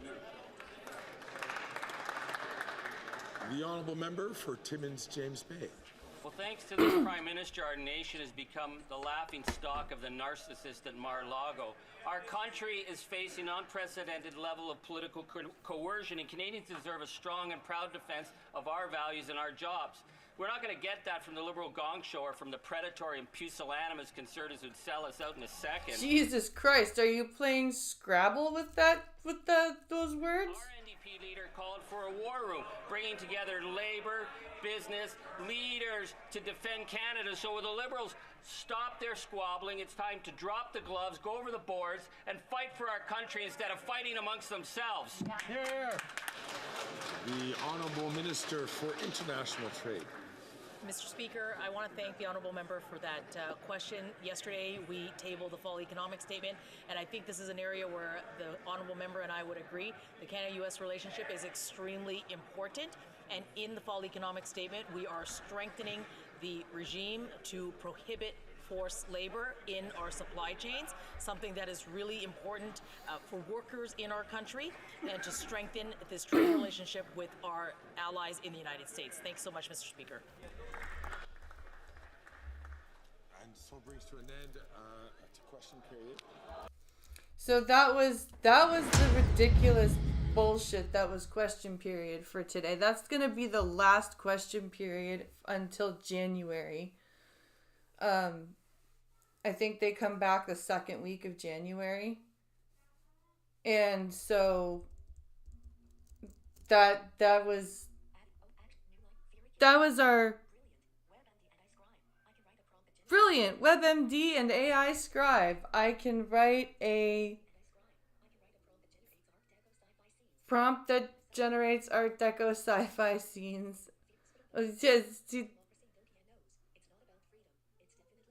Democracy, don't you know, it's not about freedom, it's definitely an issue. I do not want AI scribe. I don't want an AI prescriber. No thank you. That is not something I'm down with. At all. I am definitely not cool with that. Alright, I have to go to the bathroom, so we're going to do a very quick break. And then we'll come back and get into the other videos I have. Please share the stream while I'm gone. I will be back in a moment.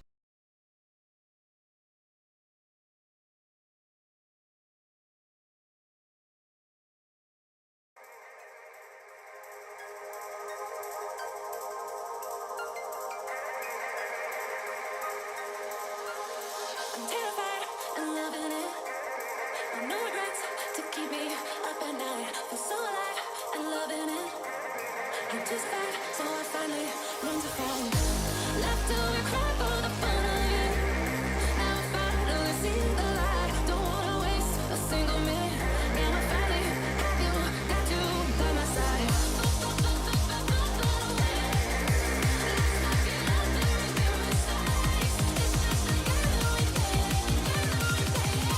So let's hit the ground.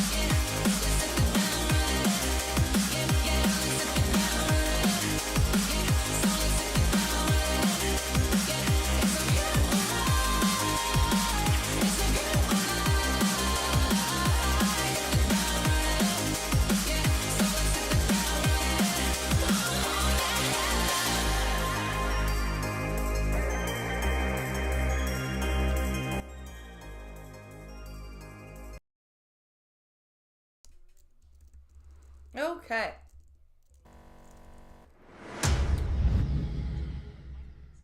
So we've got a few fun AI will have everyone taking CBD without the THC and eating the dirt. No, thank you. No, thank you. No, I'm good with that. I actually have a really nice cartridge right now called Double Melon Splash. It's really good. It's an indica, but it's nice. It's very, very mellow flavor. I'm really enjoying it.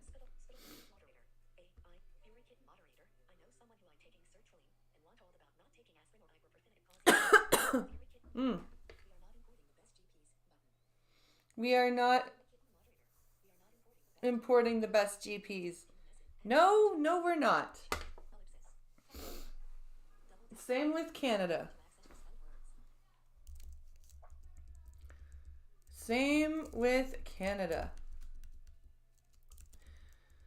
So I've got a couple more videos for us to look at.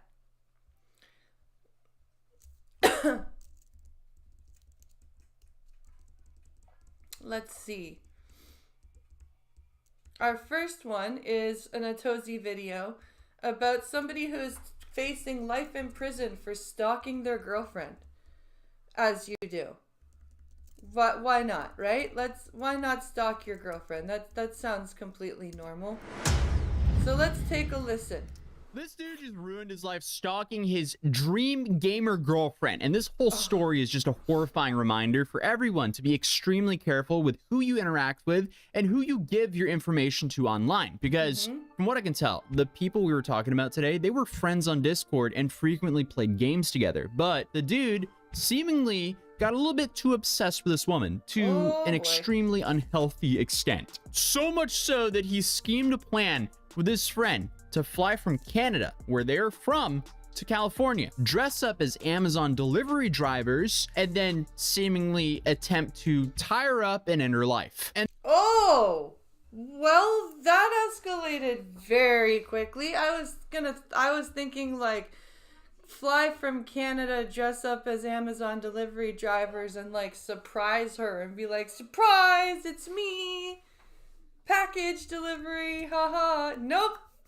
Nope, they wanna end her life. And this is all stemming from a dude being way too obsessed with a girl he met on Discord. To all my ladies out there, be careful. And to all my men out there, don't crash out over some stupid thing like this. A warning for online gamers I'm lucky with my care providers at the moment. That escalated quickly. That was insane. A man became obsessed with his co-player and ended up stalking her and trying to kill her. Here's ABC's Andrea Fujii. This morning, a warning for online gamers after police say 2 men. Oh my, dude, he looks rough. I don't know if that was the police that got to him or she did that or some other dude, but he did not escape the situation unscathed, that's for sure. Traveled from Canada to California to find and attack a fellow female gamer. That's terrifying, dude. That is so scary. Like, this is why, like, this is why there's rules on the internet. You don't share your address and shit. This is why we have a P.O. box. We know that gaming, online gaming, is a big thing nowadays, and you just have to... I always love seeing boomers explain gaming. Canadian Devin Vanderhoff and a Monterey County woman knew each other from online gaming. I hope that's just like B-roll footage and not her actual setup. Like, oh yeah, hey woman, I know you were viciously attacked. Can you be on the computer so we can film some B-roll? Yeah, that would be terrible. Give us some footage. Give us a smile. Cheese. No, that has to be reroll. Yeah, no, yeah. Like, this is just the 2024's, like, Dateline stuff. Because, like, growing up watching Dateline stuff, it would always be, like, a dude stalking a woman home after a bar or something like that. This, I guess, is just the modern equivalent of that. After playing together for years. They say last week, Vanderhoff and his friend, Darius, he looks so rough. took a flight and traveled to her home. It led to what we are calling an obsession, to where the point that Mr. Vanderhoff ended up flying from Canada down to Salinas, California, began following our victim and getting to know her pattern of life. That is disturbing. Like, just straight up stalking her, figuring out her patterns, her, like, living habits. That is creepy as fuck. Down bad. Posed as delivery drivers holding a package. They say when even more down bad. Answered the door, Vanderhoff stabbed him. When the woman jumped in to help, she was stabbed as well. Holy Both the boyfriend and Vanderhoff were taken to the hospital. Yo, shout out that boyfriend though. Dude, they pulled the same. This is extraordinarily crazy. This is not, and shout outs to the boyfriend. They pulled the same trick out of the book for the people who serve lawsuits. When I was served my lawsuit, this dude who served me dressed up like an Amazon delivery driver. Well, this is just way worse because instead of pulling out a lawsuit, he pulled out a knife. Oh man. Yeah, credit to the boyfriend for standing on business and protecting her though. Vanderhoff. Good job, boyfriend. Good job, boyfriend. Like, you hear so many times now of people just running away. Like, good job on him. His friend got away, but was arrested at the airport. So the perp was also taken to the hospital. That's good news. Salinas to pose as an Amazon delivery person and stab somebody. I mean, it's extraordinary. Law enforcement says this all could so also another good news is if he was taken to the hospital after they arrived, I'm assuming his injuries were from the boyfriend and the girl, yeah, and not from the police. Yeah, boyfriend and girlfriend did a number on him for trying to do a number on her. That's what you get for not being a good assist on a mission. This is why you own a gun. Yep. So, hey, good thing they fought back because he deserved it. What a scary situation. A lot worse because inside that package were handcuffs, duct tape, and knives. Jesus. They say it's a cautionary tale for online gamers. Don't divulge personal information to people because you just don't know who is on that other end. Both men are charged with attempted murder. Authorities say the woman is okay. The boyfriend is recovering. Dude. Oh wait, we got a second. How an online obsession. Do they give into more detail here on the story now? Well, we're learning more about 2 Canadians facing charges in California following an alleged murder plot that failed.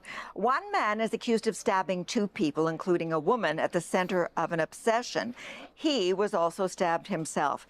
CTV's Andrew Johnson has been making calls to police and shares what he learned. Okay, Andrew. Sandy, the 2 Canadians are from opposite ends of the country, but allegedly flew together to the U.S. with violent plans. So, an East Coaster and a West Coaster. Sounds like a joke. A bad joke. An East Coaster and a West Coaster flew to California and dressed up as Amazon delivery drivers. Was this all just like a Discord server that just went super wrong? What a like, I mean, this is a bizarre story. So 2 Canadians who live on the opposite sides of the country, they meet together and then fly together to dress up as Amazon workers to try to end the life of a woman they played video games with. Yeah, put them under the jail. Holy sh. Quiet California town known for agriculture and tourism. Quiet except for the drone footage. Custody accused in a vicious and bizarre attack. For somebody to have flown from Canada down to this part of California to commit this type of heinous act is definitely unheard of. Police claim after Darius White, who lives near Barrie, Ontario, and Devin Vanderhoff of North Vancouver. He looks so rough. Okay, so a Barrie guy and a North Vancouver guy. Got it. Barrie is like middle Ontario, near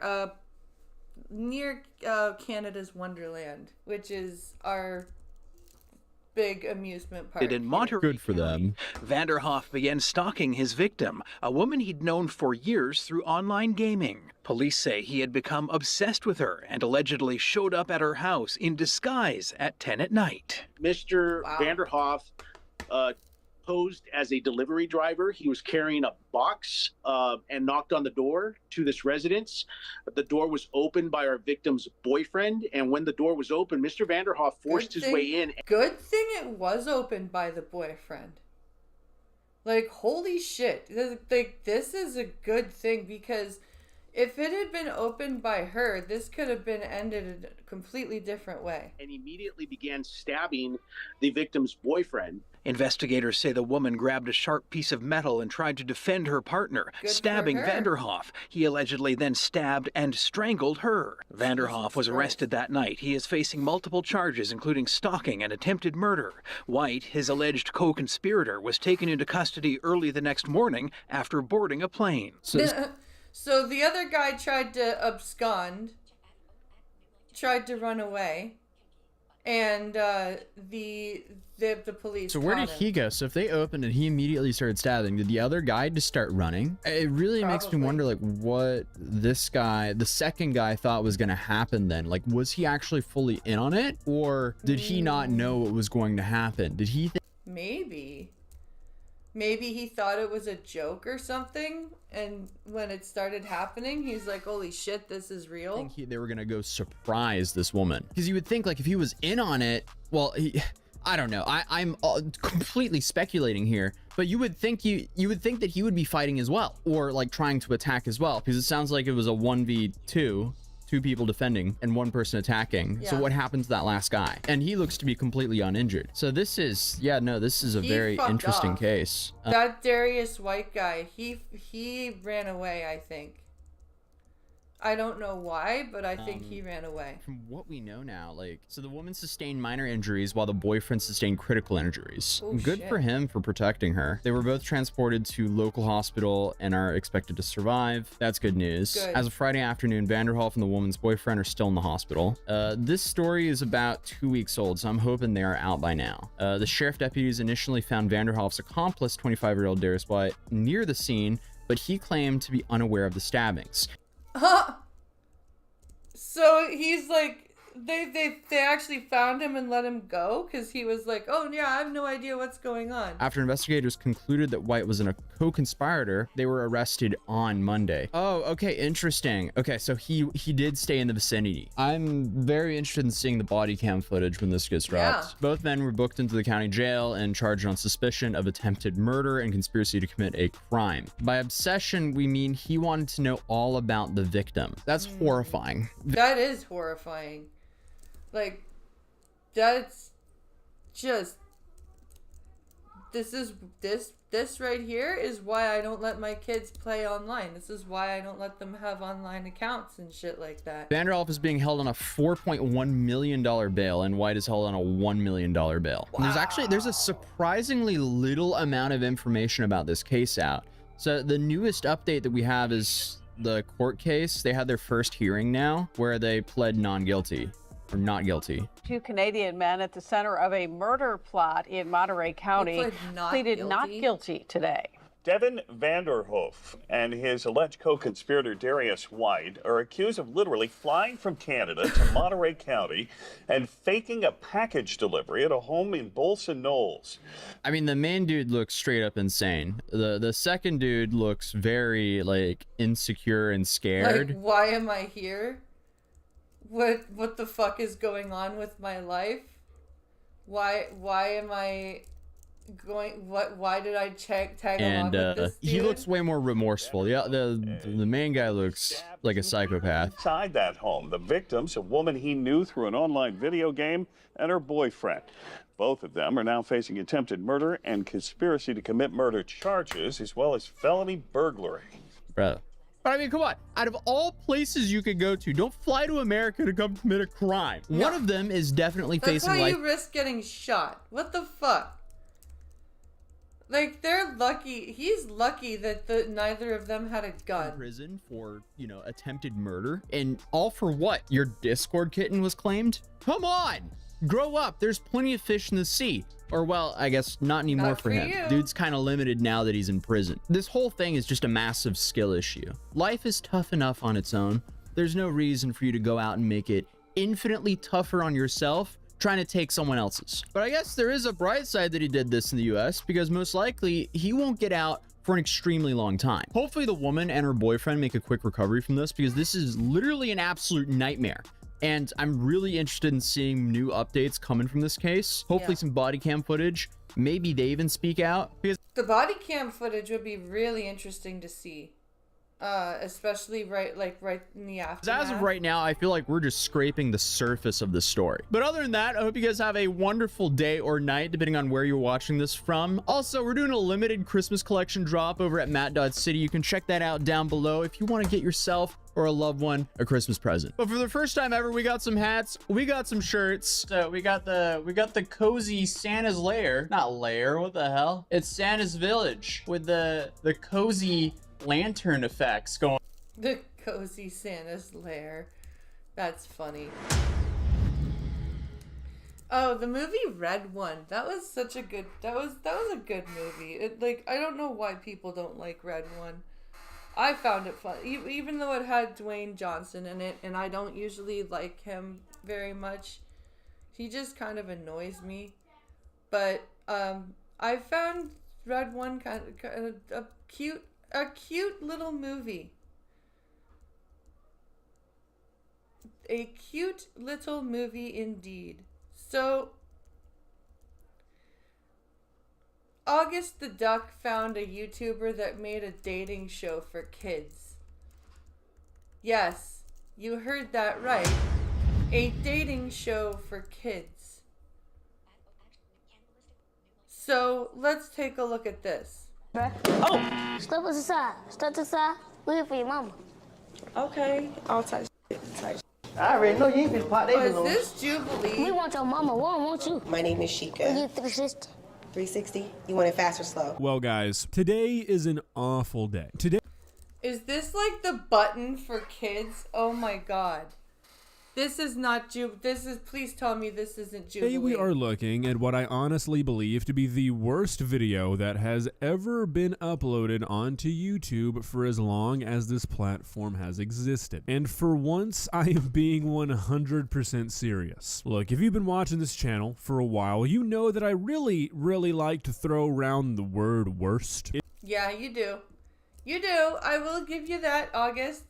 You have thrown that around quite a lot. It's one of my favorites. And look, it's kind of been watered down because I say a lot of things are the worst. However, today is different, okay? I promise. The video we're watching today, I genuinely wish the worst for every single person involved in the making of it. If you're active on Twitter or TikTok or really any social media at this point, probably, there's a good chance that you've seen those YouTube dating shows where people have balloons. Like everybody's holding a balloon and they have a needle. Somebody will walk in and based off their appearance or what they say or whatever, if you're not interested in them for whatever reason, you pop your balloon. It's a pretty stupid format. It's just as bad as that button shit that was pretty popular for a while. No.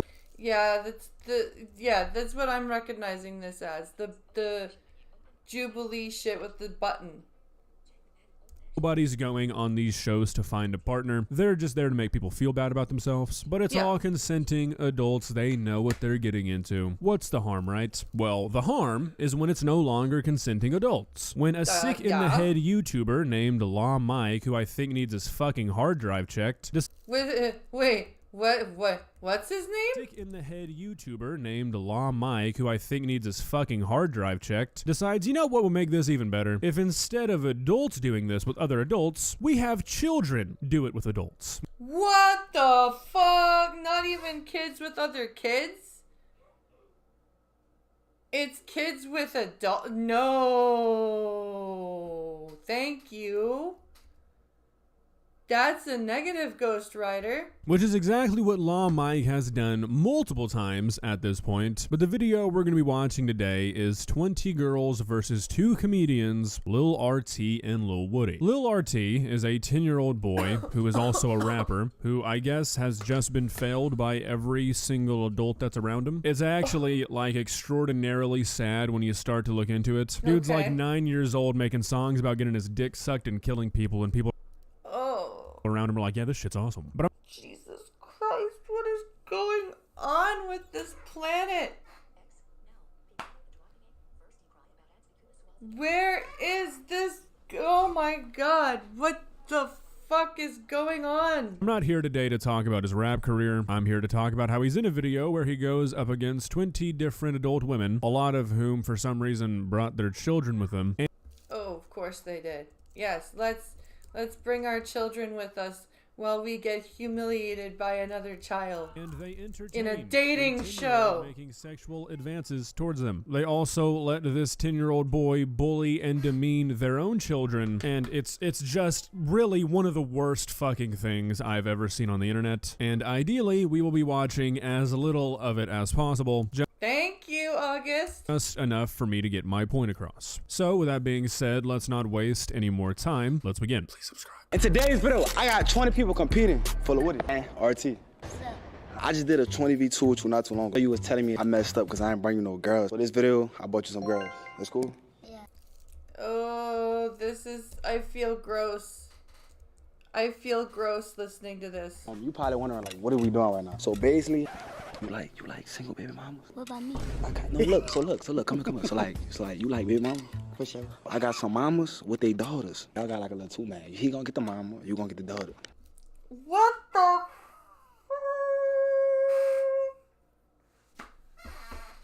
What am I listening to? Okay, so I can't believe I'm about to say this, but ideally, like this, what he's describing now, I guess that would be better than what actually happens. Perfect world, we're not bringing 10-year-olds onto a YouTube show to try and rizz up teenage girls. I mean, like that's best case scenario, I think. Probably too much to ask for, but this is not what's gonna end up happening, okay? And this guy knows that because half of these women did not bring a daughter. Not complaining, best case scenario for that child, but I'm just saying the adults involved in this knew this is not what was going to happen, okay? Yeah, they knew this was not for kids. Like, they knew that this was something you really probably shouldn't bring your kids That's to. my point. Yeah. Would you prefer to date a porn star or a stripper? Yeah, I mean, that's a totally normal thing to bring up in front of 3 children, I feel. That's an appropriate question to ask a man in front of a 10-year-old and your 2 own daughters. Don't even know why I included this. It seems pretty normal. The fuck am I listening to? Hey, girl. Yo. Come here. Where's him? He told me you're talking to your mama. If you have a big grin on your face after a 10-year-old boy whistles at you and says, "I'm not trying to talk to your son, I'm trying to talk to you," yeah, federal prison should probably be your home for a while. Yeah, I agree. I'm oh God, I feel very dirty. I did have one more question, actually. What are your turn-ons? You? Why are people comfortable asking shit like this to other people in front of their own children? In front of multiple children at that, but especially in front of your own son. Why would you ask somebody this? Yeah, this is weird. I couldn't do that.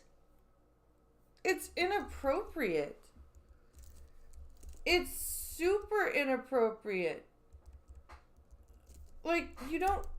Oh, God, and I'm not a prude, but you don't talk like that in front of kids. Uh-oh, you seen how you went over there and gave her the mic. I already know you ain't finna pop they balloon. We want your mama. We don't want you. We want your mama. That thing. Ooh. Nah, we don't need him. We need you. Uh-oh. BlackTube is full of things like this. Why? What is wrong? Oh my God.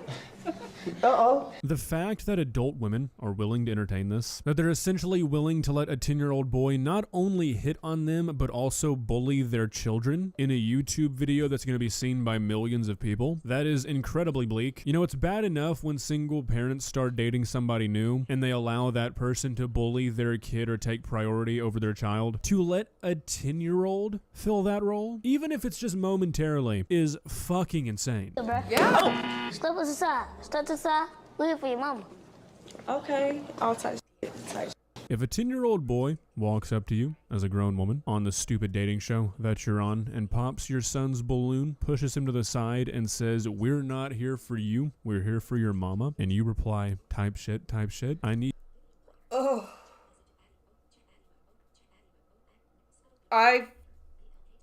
I feel so dirty. you to go turn yourself in. Yeah, I'm sorry. I need you to go to your local police station as soon as you possibly can. Yeah. I need you to turn yourself in because you do not belong away. in society. I'm sorry. Go This under kid the looks jail. like he's like fucking 6 and you're letting a 10-year-old bully him and try and seduce you? What the fuck is wrong with people? This should be grounds for your child being taken away from you. Not only that, this should be grounds for that YouTube channel guy. Like August said, check his hard drive, take his account away. Ugh. You should marry her. She's nice, kind, and she got the money. Right. We ain't got to hear nothing else. I take care We like you. Wait. Oh, ho. But she put your dad on child support, so the money coming from your daddy. Oh, that's not okay. What the? So she's a gold digger. No. Oh, Jesus Christ! Tell you what the? What? No, none of that. Why you put him on child support then? Independent type. You are independent. No. I'm saying like it's not like by like the law, court, all this. Yeah. I'm like that. I don't believe in that no police. Hell no, baby. Police ain't got nothing to do with child support. Oh. Yeah, it does. Goddamn. You should really marry her. She's nice, kind, and she got the money. And every time when you need help, she'll come. Okay, a lot going on here. So apparently this little Woody guy is 33 years old, fully 33 years old and carrying on like this in front of children, in front of her child. grown man. And he's sitting here telling a little boy that his mother, holding his father responsible for bringing a child into the world and having him do the bare minimum for a man that does that and pay child support, makes his mother a gold digger. That seems like something disgusting. a little kid needs to hear for sure. Yeah, that is the most disgusting. I don't understand how being held responsible for bringing a child into the world makes somebody a gold digger. Glad we're doing that. Glad that we've got grown men out here telling little boys that being a deadbeat is a good thing, and if a woman expects anything else, she's a gold digger. Great thing to tell a child in his formative years. Then we've got this poor kid. Especially another black man to a little black boy. That is awful. Saying like, please marry my mother, she's so nice, she's so awesome, I really want a dad. And somehow nobody is stepping in like, oh my god, this is ridiculously fucking depressing, maybe let's not do this. There's a disturbing amount of adults involved in this video, and it's really sad that nobody at any point put their foot down. I do hugs, baby. Okay. Alright. You ready, son? Yes. This is like really so fucked sad. up. That is so fucking sad. What the fuck? Holy shit. Where do you find this crap, August? I mean, these dudes are grown men, and they're entertaining this kind of shit, and it's just like, you've got to set a better example than this. It's a 10-year-old kid. He doesn't know what he's talking about. Like, surely all the adults involved are aware of that, right? Like, a 10-year-old, he has no fucking clue what he's saying. No. He's just saying this shit because the adults in his life say the same stuff. And he's saying it because the adults in his life laugh when he says it. But he's 10 years old. If you're 10 years old, you just graduated the 4th grade. You still have recess at school. And he's sitting here talking about a grown woman's ass in front of her child. And look, I'm not trying to act like 10-year-olds don't talk about stuff they shouldn't. I was 100% talking about ass when I was 10 years old, but not in front of adults. No, you did not do that shit in front of adults when you were 10, no. Adult women. I was not being egged on to do it by my parents. I mean, this is, like, context matters here, guys. Yes. This is a horrible fucking example for this kid. Hello, my name is Sheikah. 360. 360? You want it fast or slow? The 360. Slow. Give me a slow 360. God damn it, you're 10 years old. What you know about a 360? You can't be looking at her. What are you doing, man? That's for you right there. That's for me. Uh-oh. Are you looking at my chain? Yeah. Are you looking at my chain? Ugh. It's a 380 and an X. Hi, what's your name? How old are you? My name is Sheikah, aka Showstopper, and I'll be 30 in January. And I hope that's how many years you get, Sheikah. What the fuck is wrong with you? Oh my god, you're gonna be 30. And you're carrying on like this in front of a fucking 10-year-old. God, you belong under a prison. What is wrong with the people in this video? It's like I'm looking into an alternate fucking reality. Why is nobody stopping any of this? A 10-year-old boy asks you to do a 360 and you ask him, do you want it fast or slow? Yeah, that's just... Ugh. That makes me want to vomit in disgust. What is wrong with you? And I know I'm not crazy because all of the comments on this video are saying the exact same thing. I just don't understand how they got this many people that have no questions about what's going on here. Police need to be contacted ASAP. You go to the side right quick. Okay.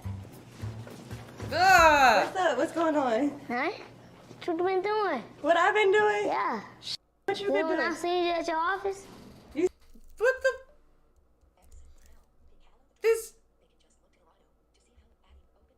This child, he's 10 and he's speaking like he's 7.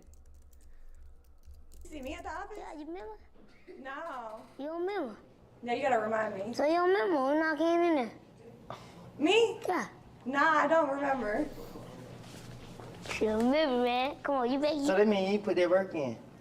Oh, Lord. I'm back. Yeah. What's up? You stay. I can stay? Yeah, how old you is? 30. How old you is? What the, what? Why are people talking like this? I already know your age. I mean, we already know your name. So you stay. You stay. All right, cool. At this point, I don't even really know if I'm following what's happening anymore. Like, genuinely, I know that it's not appropriate. I know it shouldn't be happening. But if you needed me to explain the last 30 seconds, I don't think I could do it for you. Okay, good. I don't feel so lost and alone. I know my limits. But with that, we've officially made it through round 1 of this dating show, I guess. And honestly, I think that's all I can take. Not feeling like a round 2 guy tonight. Well, okay, let me not say that. I don't want to watch any more of this video, okay? How is that? I feel like I've sort of demonstrated what I've needed to demonstrate. Yeah. Worst part is, this is not the only video of this manner. Mr. Mike here has, well, let me count, I guess, 4 videos in total with his 10-year-old boy doing the same shit. Why YouTube allows this kind of stuff, I genuinely have no idea. This is the direct opposite of child-safe content. This is content that is directly putting children at risk. No way around that. I mean, that's what this is doing. But it gets a pretty good amount of views, so I guess YouTube's willing to turn the blind eye. If you're an adult and you're involved with this video, you should be ashamed of yourself. You absolutely should. This is the most degenerate thing I think I've ever come across. I can tell, but you should be, just so you know. Well, guys, what do you think? Is this the content of the future? Is this what we've got to look forward to? The fact that 38,000 people thought this video deserved a like might be more concerning than them being able to find a couple dozen people who are okay with this video concept. And I agree. That is wrong. 38,000 people liked that video. That is just wrong. No fucking thank you.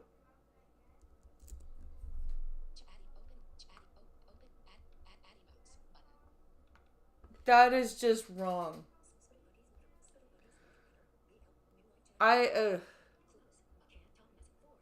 just don't get it. I don't understand. I don't understand the entire bullshit of that what we just watched. Ugh, I really don't.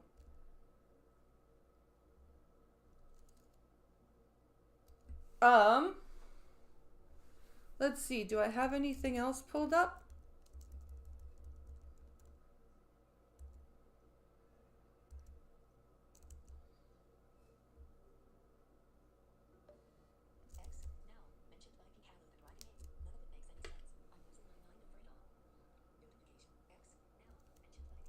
Okay.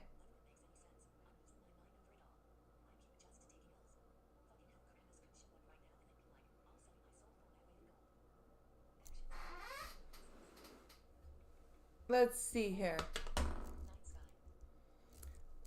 We've got one more video and it's about Blue Sky. And then we will be ending the stream. So here we go. Take it away, Clownfish TV. Hey guys, welcome back to Clownfish TV. This is Neon. I am here with Geeky Sparkles. Hello. And we're going to do another video talking about Blue Sky and people getting canceled from Blue Sky. And this, I love this article. Blue Sky, a land of unicorns, rainbows, and death threats. Yeah, I know. I laughed when I saw it because I believe it. Yeah. It's everybody who's over Twitter and who was like making it insufferable over there have now gone to Blue Sky, and then they're all just canceling each other and canceling anybody who dares have a different opinion than them. Yeah, and it's weird because people actually want that. They wanted 2017, 2018 Twitter again. Yep. If I were gonna do a reroll on Twitter, I would go back to like 2010, 2012 Twitter before it got crazy with the politics, but yeah, when you could just post and things would work out just properly. Yeah, like if you go over to Blue Sky and you're not logged in, it's the top posts are all political, left-wing political posts, and that's what I'm saying. Dogs. Yeah, no, that is definitely a 12 out of 10 dog. No, with mine, I have it curated over there, so I'm basically seeing art. I'm basically seeing pets, animals, and photography. Okay. Because but I still get the political messaging sometimes too. I wonder if I should run over and grab a blind press Blue Sky handle just to make sure that nobody else does. Here we go, sad but true. Congratulations, America. You got back with your ex, who's supposed to be in prison. So if I'm logged in, though, like I've had an account over there for about a year and a half. If I'm logged in, it's just all comic books and artwork and stuff. Because I don't follow any. Yeah, I don't. So you can train it, but I'm just saying, like, because all these people are going over there because of politics, it's becoming a very political space too. That makes sense. They're creating a political echo chamber. So, and they're all canceling each other. I just love how they're so fixated on that about prison. And I'm like, yeah, the difference is people you support are doing illegal things too. It's just that they stack the decks so they aren't convicted, or they forgive their kids so that they can't be convicted. Right. What? And they can't tie back to that. I'm just saying, potato, man. All right, so let's talk about this. Before we get into it any further, please subscribe for more pop culture news, views, and rants, guys. You'll get a woohoo if you do. A woohoo. People missed the woohoos yesterday. They're like, where are the woohoos? I can't woohoo. I gave him 2. You can. You just don't want to. I'm very unenthusiastic. I'm just like, he woohoo. He is usually like that at home, too. Anyway. I am. I'm like. It is how he is, people. Anyway. I'm the peppy one. You are the peppy one. Go out to clownfishminus.com. Check out the reef. Check out the merch. Check out the exclusive content. And go out to clownfishtv.locals.com, where we also repost that exclusive content. Do it for the woohoos. Do it for the woohoos. So that's a t-shirt. Do it for the woohoos. Do it for the woohoos. We should just do a woohoo shirt. Just woohoo. Geeky Sparkles. Anyway. Sparkles. Yeah, so we got a couple articles here you sent over. Politico. I was canceled by Blue Sky, and I don't know why. That rhymes. Imagine that. And I love this one, Blue Sky, land of unicorns, rainbows, and death threats. Let's do this one first, because that headline is the best headline ever. Let's see. I was canceled by Blue Sky. I don't know why. The liberal alternative to X reinstated me, but never explained what my original offense was. That's a bad message. See, here's what gets me too about the whole thing. They kept screaming that Twitter was not far left, even though everybody and their dog knew it was. And then they're mad. They kept saying it wasn't, and then Musk bought it, and then it came back to center. I don't think it's really on the right too much. I think he's trying to be as close to free speech for all as he can do. And they're mad about it because they don't control it. And I love how it was somehow not, left-wing run, and now they're mad that it wasn't left-wing run at the same time. Yeah. This is the thing. It's that they have this intersectionality bullshit that they keep trying to, everything has to be the same. And now they're on their own platform, which they're openly admitting is far left. Yeah. And it's like, fine, you guys all go over there and be over there and kumbaya yourselves. I don't care. As long as you're not kumbaya yourself. You go ahead and do that. I don't care. Please do. That means I don't have to deal with you. I mean, it's like getting 2 unless you start posting animal pictures. Yeah. It's like getting 2 woohoos. You can get 2 kumbaya. Kumbaya yourself. Yeah. As you get older, it's harder to do that twice in a day. Oh, God. Kumbaya. Yes. Anyway, continue. Yes. So this is Michael Cruz. So this is Politico. This is not a right-wing site, right? He's a senior staff writer, and he got banned from Blue Sky. Jesus. So this is his message he got. He said, Blue Sky account you can control. Read the unexpected message in my inbox from the moderation team has been detected by our systems as being spammy, fake, or inauthentic. As a result, your account has been taken down. What? As a reminder, Blue Sky requires that users not use Blue Sky to harm others, including spamming, scamming, phishing, or otherwise disrupting the Blue Sky experience for other users. So what does that mean? Spamming, scamming, or phishing the Blue Sky experience for other users. That's very general. Threatening people with death is completely fine. We're going to talk about that because there are like death threats over there. A bunch of people were killed, shot. That's completely okay. But, don't spam. Cheering on acts of violence, all that stuff is lauded over there. But yeah, if you want to appeal it, reply to the email. This is why I stick with this animal pictures and art. Yeah. He said he did in fact have additional questions. I bet you if I had a Blue Sky account and I just posted on Twitter, like on a Blue Sky, what I posted on Twitter, I'd have my account taken down very quickly. Basic of which was why. Yeah, good question. Why? Yeah, so he said Blue Sky is the fast-growing alternative. It's up for debate.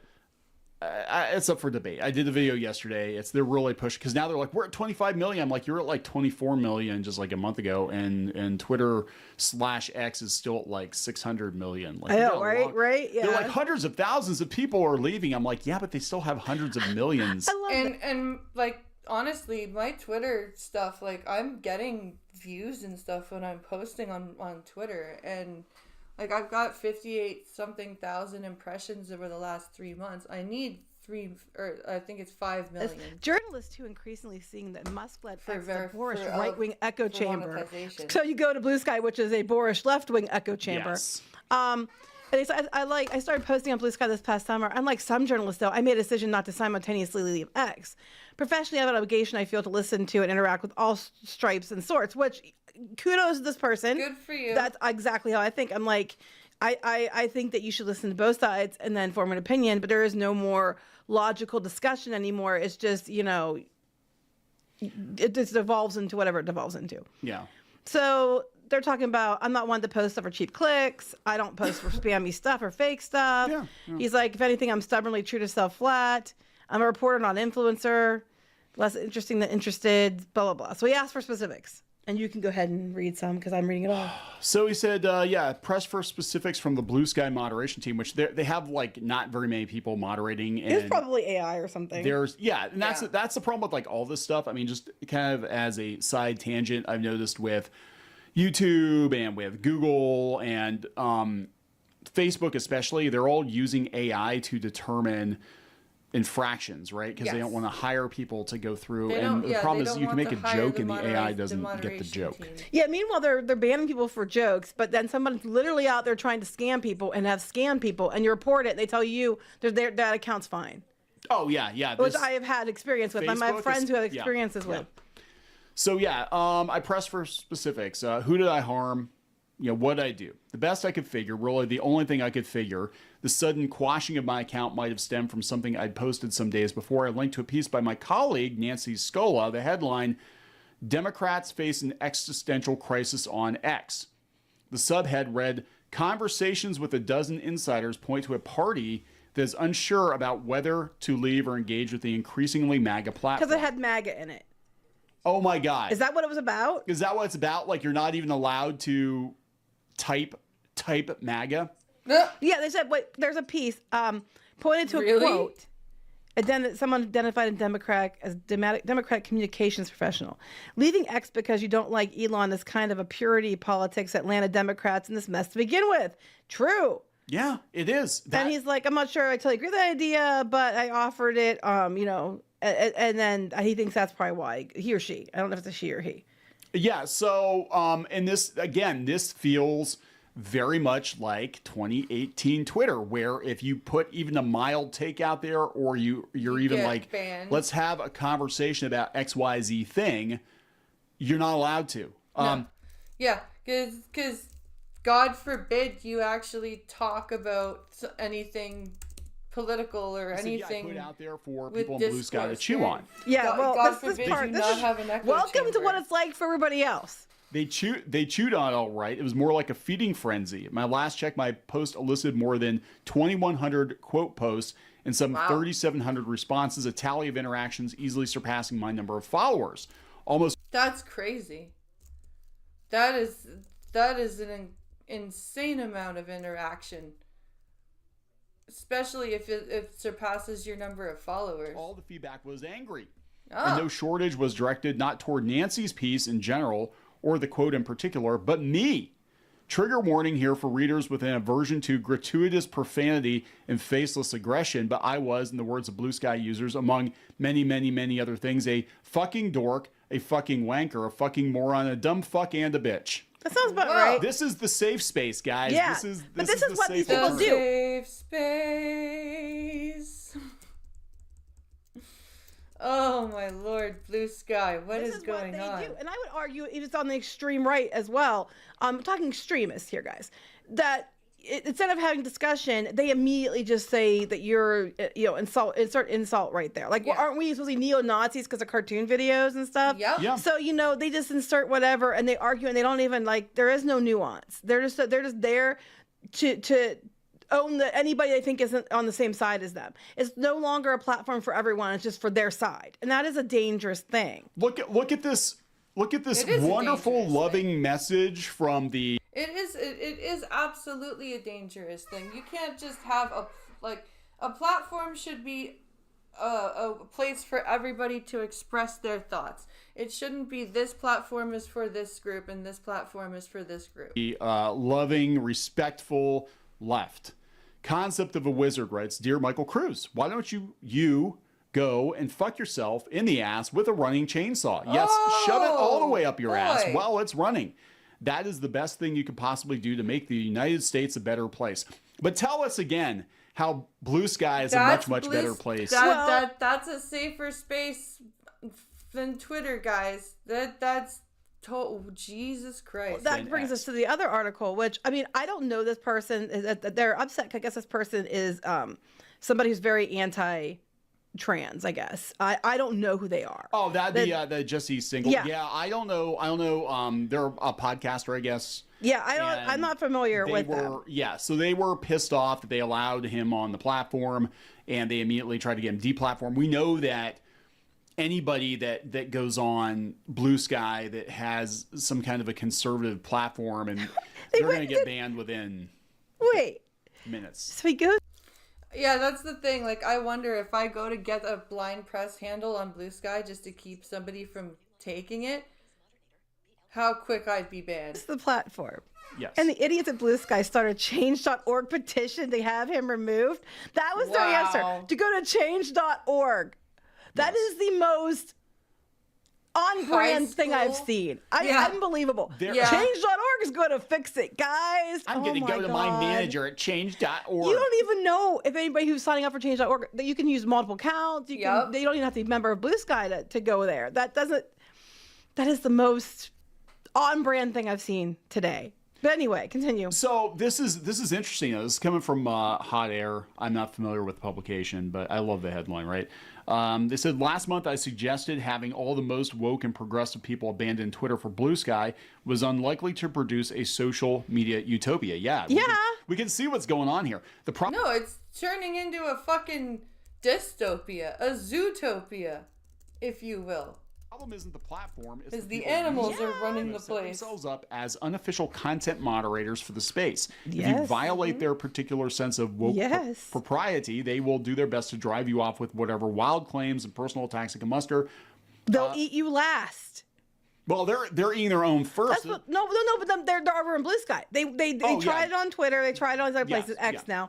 They went to Blue Sky, and they're all there in this utopian echo chamber, supposedly, and they're all turning on each other because they're there just to find fault with everything. Like, they are in the mindset where you have to find fault with every little thing. So they're just gonna attack their own now because they aren't out there with the people they hate. So now they have to have blood. Yeah. So now they're just going for each other. Ben Dreyfus lasted all of 2 days. Even famously we covered this, Rob Reiner. Famously left-wing director Rob Reiner, who he's far left by 90s standards, right? But he's pretty left. I'm sorry, he's pretty left. He's not far enough left for these guys. He was getting dragged for saying he planned to accept that Trump had been reelected. Well, what else are you gonna do? What are you gonna do? Yeah, he said he's not happy about it. We all had to accept it, when Biden got elected, or when thank God Hillary Clinton didn't get elected. We would have expected to accept it then. Yeah, we did. We didn't. I didn't like Trump being elected originally. No, I was like, it took him proving. He had to prove himself more and more for me to accept it. And towards the end, I'm like, okay, it wasn't as bad as we thought, and he did some things. But I still did not say I won't accept him. That's not right, and I didn't do that. Nor would I tell anybody else to do that because the election's over. He's won. The election's done. Yeah, she didn't. Sorry. So yeah, if you go up here, go ahead. We're going to point to. Oh yeah, we're just talking about how Single became the most blocked account on the site. There actually is a website out there that keeps track of who's getting flagged the most. It's like a contest. That's insane. And now I almost want a blind press Blue Sky just to see if I get banned. Who can flag people who offend them the fastest or the most on Blue Sky? We'll go up. Yeah, there's people like they're saying these are the people who left X because it was too hateful. You know, and then above it you have example of this. The person's like, their whole discussion about how he should take 2 to the chest, 1 to the forehead, a little less than an inch above his nasal bridge. And then they're like, I like to imagine him slowly and methodically beaten to a pulp with a tire iron. Yeah. Kill him. So, so these people, I mean, again, for being so loving and welcoming and progressive and nice, and we're the good guys, we're on the right side of history. I've seen more fantasizing of violent acts from this particular group of social media users than I have from the right. Well, I think there's the extremists, you know, on both sides are more like bordering mental illness. Yes. But it's like these people think it's okay when they do it, and that's kind of like what I saw on we used to be on Twitter, was X then too. That the most toxic, abusive, bullying group of people I've ever seen were the ones who claim to be far left. Yep. It's true.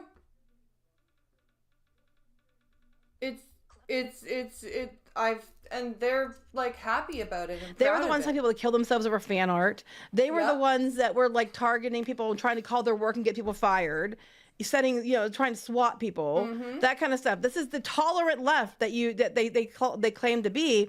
Gina Carano got called all kinds of names and finally got mad and gave it back. And she should be canceled because she's terrible. But they were like saying the most horrible things to her. Same as Zoe Saldana when she backed Chris Pratt and didn't like throw him under the bus like they wanted. They turned on her immediately and started calling her racist names that I would never use. And they're supposed to be the tolerant ones. Yeah. Don't give me this shit.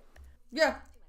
This is the tolerance where kill yourself because you don't agree with me. Kill yourself because you drew something that I don't like. Yeah, it's just don't behave this way, period, no matter which way you lean. Yeah, good luck with that. I don't think this Katie, I don't think that's Katie's actual name. I could be wrong. I doubt it's actually tight. If you have to say that it is, it probably isn't. Katie Open Doors probably like it. Katie Open Door. 100 men in one day, right? No, I don't know if that's her, but I'm just saying. I mean, like when you have to call yourself tight pussy, then you know it's the opposite. Yeah, so apparently, he said, going back to that other article, he said that he thinks he got mass flagged because of wrongthink, which we can see by the overreaction to other people joining the platform that this is the case. Like, what happens if you join and you don't want to actually cause a problem? You're not causing any problems. You're obeying the rules. It doesn't matter, because I know, like, the quartering, I guess he went over and just said hello. And the quartering. They got him kicked off the platform. The like, you're going to come over here. But to go to change.org? Well, okay, so change.org, there is a petition out here. I came across it a couple of weeks ago from March. And they had a laundry list of YouTube channels that needed to be banned for the good of America. Oh, we were on it? We were on the list, yeah. Oh my God. That is... Make sure these people are banned from Blue Sky. There was like 200 YouTube channels. Yes, because and how many people signed it? Like 40. Big fuck you to every one of you. No, it's like, it's so funny. People that laugh because they're like, whenever they include us in this, they're like clownfish. They're like the most tamest normies ever. We had another one. It was a guy on social media who had all of our thumbnails up. That's what I was talking about earlier. Yeah, and not all of them. He had a bunch of them. He had a bunch of our thumbnails up, and he's like, Clownfish TV is basically a bunch of neo-Nazi hate group. And it's like, wait. Some of those thumbnails we're a neo-Nazi horror. Clownfish TV is neo-Nazi horrors. Oh, a neo-Nazi horror, that's right. We're a neo-Nazi horror. Yeah, it's so funny because most of the thumbnails were like cartoons, Muppets. They were like, we're mad about Muppets. You're mad about Muppets. How dare you cover How dare you cover cartoons and shit like that? That must make you a neo-Nazi. Oh my God. We're mad about Muppet Vision. Disney adults. All this I'm like, show me the Hitler. I'm not seeing any. Yeah. I'm well, not these are seeing also the anything. people who love to call everybody else Nazis, but then probably have like, Free Palestine in their bio. Anyway. Yeah, I know. Right? Oh, the irony. I know they're not doing that as much as they used to. I know that they're not doing that as much as they used to. I just find it funny. But I'm just saying, it's just like they keep using it. I don't think the word means what they think it means, is basically what we're at. They keep saying it. I just don't think it means what they think it means. But so wait, so did the other guy get turned back on? He got turned back on. He got turned back on, but he had to go back and forth with moderation, and they wouldn't tell him. Again, this sounds an awful lot like old Twitter. Mhm. They wouldn't tell him what his infraction was. You're supposed to go sit in a corner and think about it, and you know what you go did. think what you- no, I don't. yeah, you know what you did. You know what you did. It's like No, I us with really the dog. Like, hey, dog, I know you took a dump in our bathroom. At least you tried. But you know what you did, dog. You know what you did. Yeah. Yeah, so, he went back and forth with Blue Sky. So a little more than 3 hours after I emailed Graber and Lou, I take it they're on the moderation team. And a little less than 6 hours after I got the first email from Blue Sky's moderation team, I got a second. After a thorough review, we have determined that the takedown action applied to your account was incorrect. We apologize for any inconvenience. 6 hours. It took 6 hours for that to happen. Holy shit. That is nuts. This may have caused. Consequently, we are reversing our initial decision and reinstating your account. Oh, good for you. Probably people were like cheering too, like, yeah, we got this person taken down who didn't do anything wrong. Woohoo! Yeah. So what happens every time that happens? Every time they basically heckle somebody off of a platform or flag them or whatever, it encourages them to go find other targets. And this is exactly what happened on Twitter. But wait, for years. Including to link was the community guidelines. On the list of no-nos, harassment or abuse directed at a specific person, which they obviously suffered, encouraging self-harm, depictions of excessive violence, gore, torture, dismemberment, or non-consensual consensual sexual activity is considered bad, obviously. But like, we just... Being called racist, bigot, or anything else shouldn't be taken seriously unless it's true. We just read those other things where they were like, threatening to kill him or wanting him dead. Encouraging self-harm. Dear Michael, go Encouraging F yourself in the self-harm. ass with a running chainsaw. Yeah, but I bet you they didn't get removed from Blue I'm Sky. sure they didn't. Nope. This is the tolerant left at work, you guys. This is what we talk about when we say what's good for the goose is not what's good for the goose is good for the gander. It should be if the tolerant left can't handle it, then they shouldn't be dishing it out. Well, we have come to the end of the stream, guys. I'm going to end and go hang out with the kidlets for a bit. I hope you guys enjoyed the stream. Since I got a good night's sleep last night, I'm going to come back tonight and play some Last of Us. So we'll have some of that to watch. So thank you for watching. I hope you guys enjoyed yourselves today. I will see you guys later. And remember to go check out that video I posted also. So thank you for watching. Have a wonderful evening, and I will see you tonight. Bye, guys.